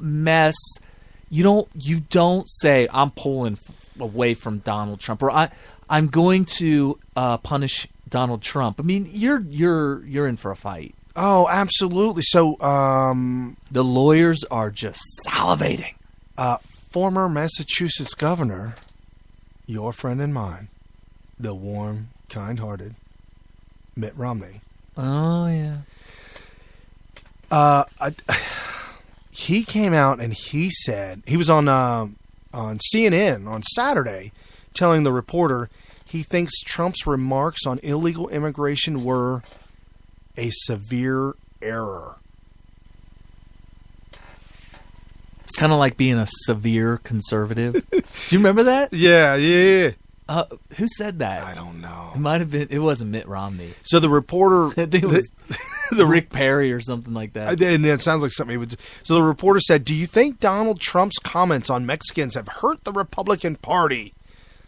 And Mitt Romney replied, "Yes, of course. I think he made a severe error in saying what he did about Mexican Americans." Well, he didn't say that about Mexican Americans. And it's unfortunate. But he didn't say that about Mexican Americans. The follow-up question, do you think the candidates should speak up about that? Mitt Romney replied, "I think a number of them have." Yeah, the ones that are not going to... I think Christie said something. Ted Cruz also said something. Well, guess what I have in front of me? Oh, talk to me aloud. Rick Perry said Donald Trump does not represent the Republican Party. Oh, Perry, come on. Yep, he just said that today. Donald Trump and Rick Perry have clashed over border security. Marco Rubio, a Florida senator, who is Hispanic, by the way, denounced... He's for amnesty, by the way. Right. And denounced it, saying he's inaccurate and offensive, and this is divisive. What's inaccurate about it? What he said was absolutely correct. Oh, and this was after he declined. That is a lie. Rubio declined for 2 weeks to comment. He finally comments now. Rubio is for amnesty. I'm done with him. It's an absolute lie to say that what Trump said was inaccurate. Ted Cruz, who is also an immigrant, his father, his parents, his father, Ted Cruz came out, said, "Terrific." I think Trump is terrific. Brash, and speaks the truth. It was the truth. How is it not? How is it not the truth? The only way you could say that it was not true is if you're lying. And I'm not going to let them get away with it. And on this radio station, I'm going to call you out with bold words if you try to lie in the news. And I'm telling you right now, what Rubio said was a lie. And because of his stance on immigration and because of his dishonesty when he talks about other people in the Republican Party or anybody, if he said something that was a lie about a communist running for the liberal Democrat candidacy of the United States presidency, I would call him out on it. Right. I'd be like, you know what he just said there isn't really true. But for him to say something that was not true about what Donald Trump said, which is very patriotic, because you can't let random people flow over an open border and just say, well, the border's not there. They just ignore the fact that the border is even there. Yeah, Correct. just completely ignore it. And that's what Rubio's about. And that's why Rubio is completely off me personally. Kerry Smith, I don't know about Brian. I don't see how he recovers. I was never with Rubio, but I don't know how he recovers my favor. No. I don't see how he recovers for me personally. But anyway, so Rick Perry now, who, the thing about Rick Perry, the drive-bys, they hear his accent, which is your typical Texas accent, and his southern drawl, and they say, oh, he's just like Bush. He's just like Bush. It's the most prejudiced, ridiculous thing, because he has that dialect, and he has that the same similar accent, that suddenly, oh, he's just like Bush. You want to hear the report? I love him. You want to hear the report from AP? Well, let me tell you what Rick Perry said. He says, go ahead. Donald Trump does not represent the Republican Party.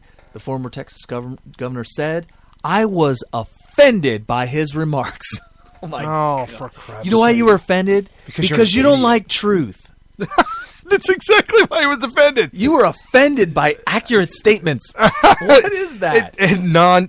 Wait. He goes on to say, during the speech last month launching his campaign, Trump vowed to build a wall between Mexico and the United States to keep Mexican criminals and rapists from crossing the border. That's actually a pretty accurate statement that the AP just said there. Right.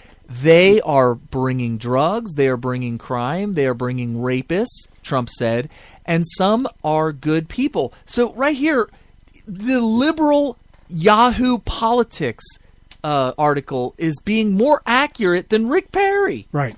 They're Hispanics in America and Hispanics in Texas, from Alamo to Afghanistan, have been extraordinary people, citizens of our country and of our state, Perry said.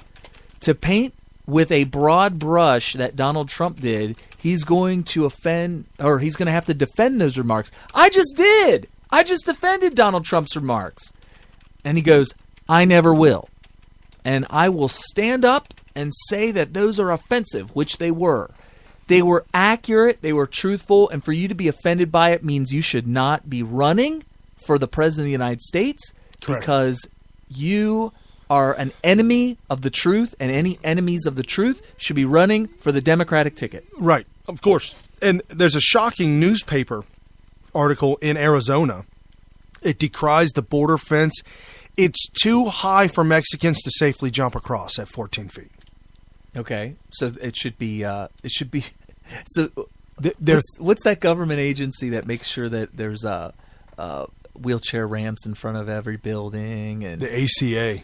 So the ACA needs to get involved here and fix that. Well, not only that, but they also got involved, and they said that because people were dying of dehydration crossing the border, they had to put water stations up. I've heard of that. Yeah, and then bathrooms and housing places where they can go. How about safety shelters? How about drones mounted with machine guns? Okay, fair enough. Okay. Well, I didn't know if you were going to... Yeah, the AP, real quick. The AP, which is just a leftist reporting station anyways. It's not quite as bad as NBC, but it is definitely a propaganda arm of the Democratic Party. Right. The Associated Press, here's what they said. They said Hispanic leaders are bristling at the large, tepid response by Republican presidential candidates to Donald Trump's characterization of Mexican immigrants as rapists and drug dealers. I don't think he was saying they're all that. That's what the AP said he said. The AP says Donald's characterization of Mexican immigrants as rapists and drug dealers. He didn't say immigrants. And he's not talking about immigrants, people who migrate to another country legally. Legally. Well, Jeb Bush has something to say about it, too. Jeb Bush says his views are way out of the mainstream of what Republicans think. Jeb's an idiot. Well, first of all, what Republicans are you talking about? He must be talking about the rhinos. Basically, what he should have said was, his views are way out of the mainstream of what rhinos think. Right. No one suggests that we shouldn't control our borders. Everybody has a belief that we should control our borders. But to make these extraordinarily ugly kinds of comments not reflective of the is not reflective of the Republican Party, Trump is wrong on this. Look, let me tell you, ugly and truthful, they're sometimes the same thing. Yes, absolutely. Thank you, folks. What an incredible show. Thanks for listening. Stay tuned next Sunday, 5 o'clock every week. We are here all over the place for you, so you don't have to be. Good night and happy Independence Day.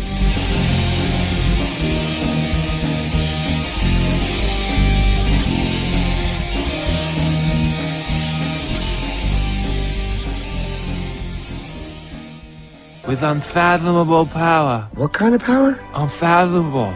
It's without fathom.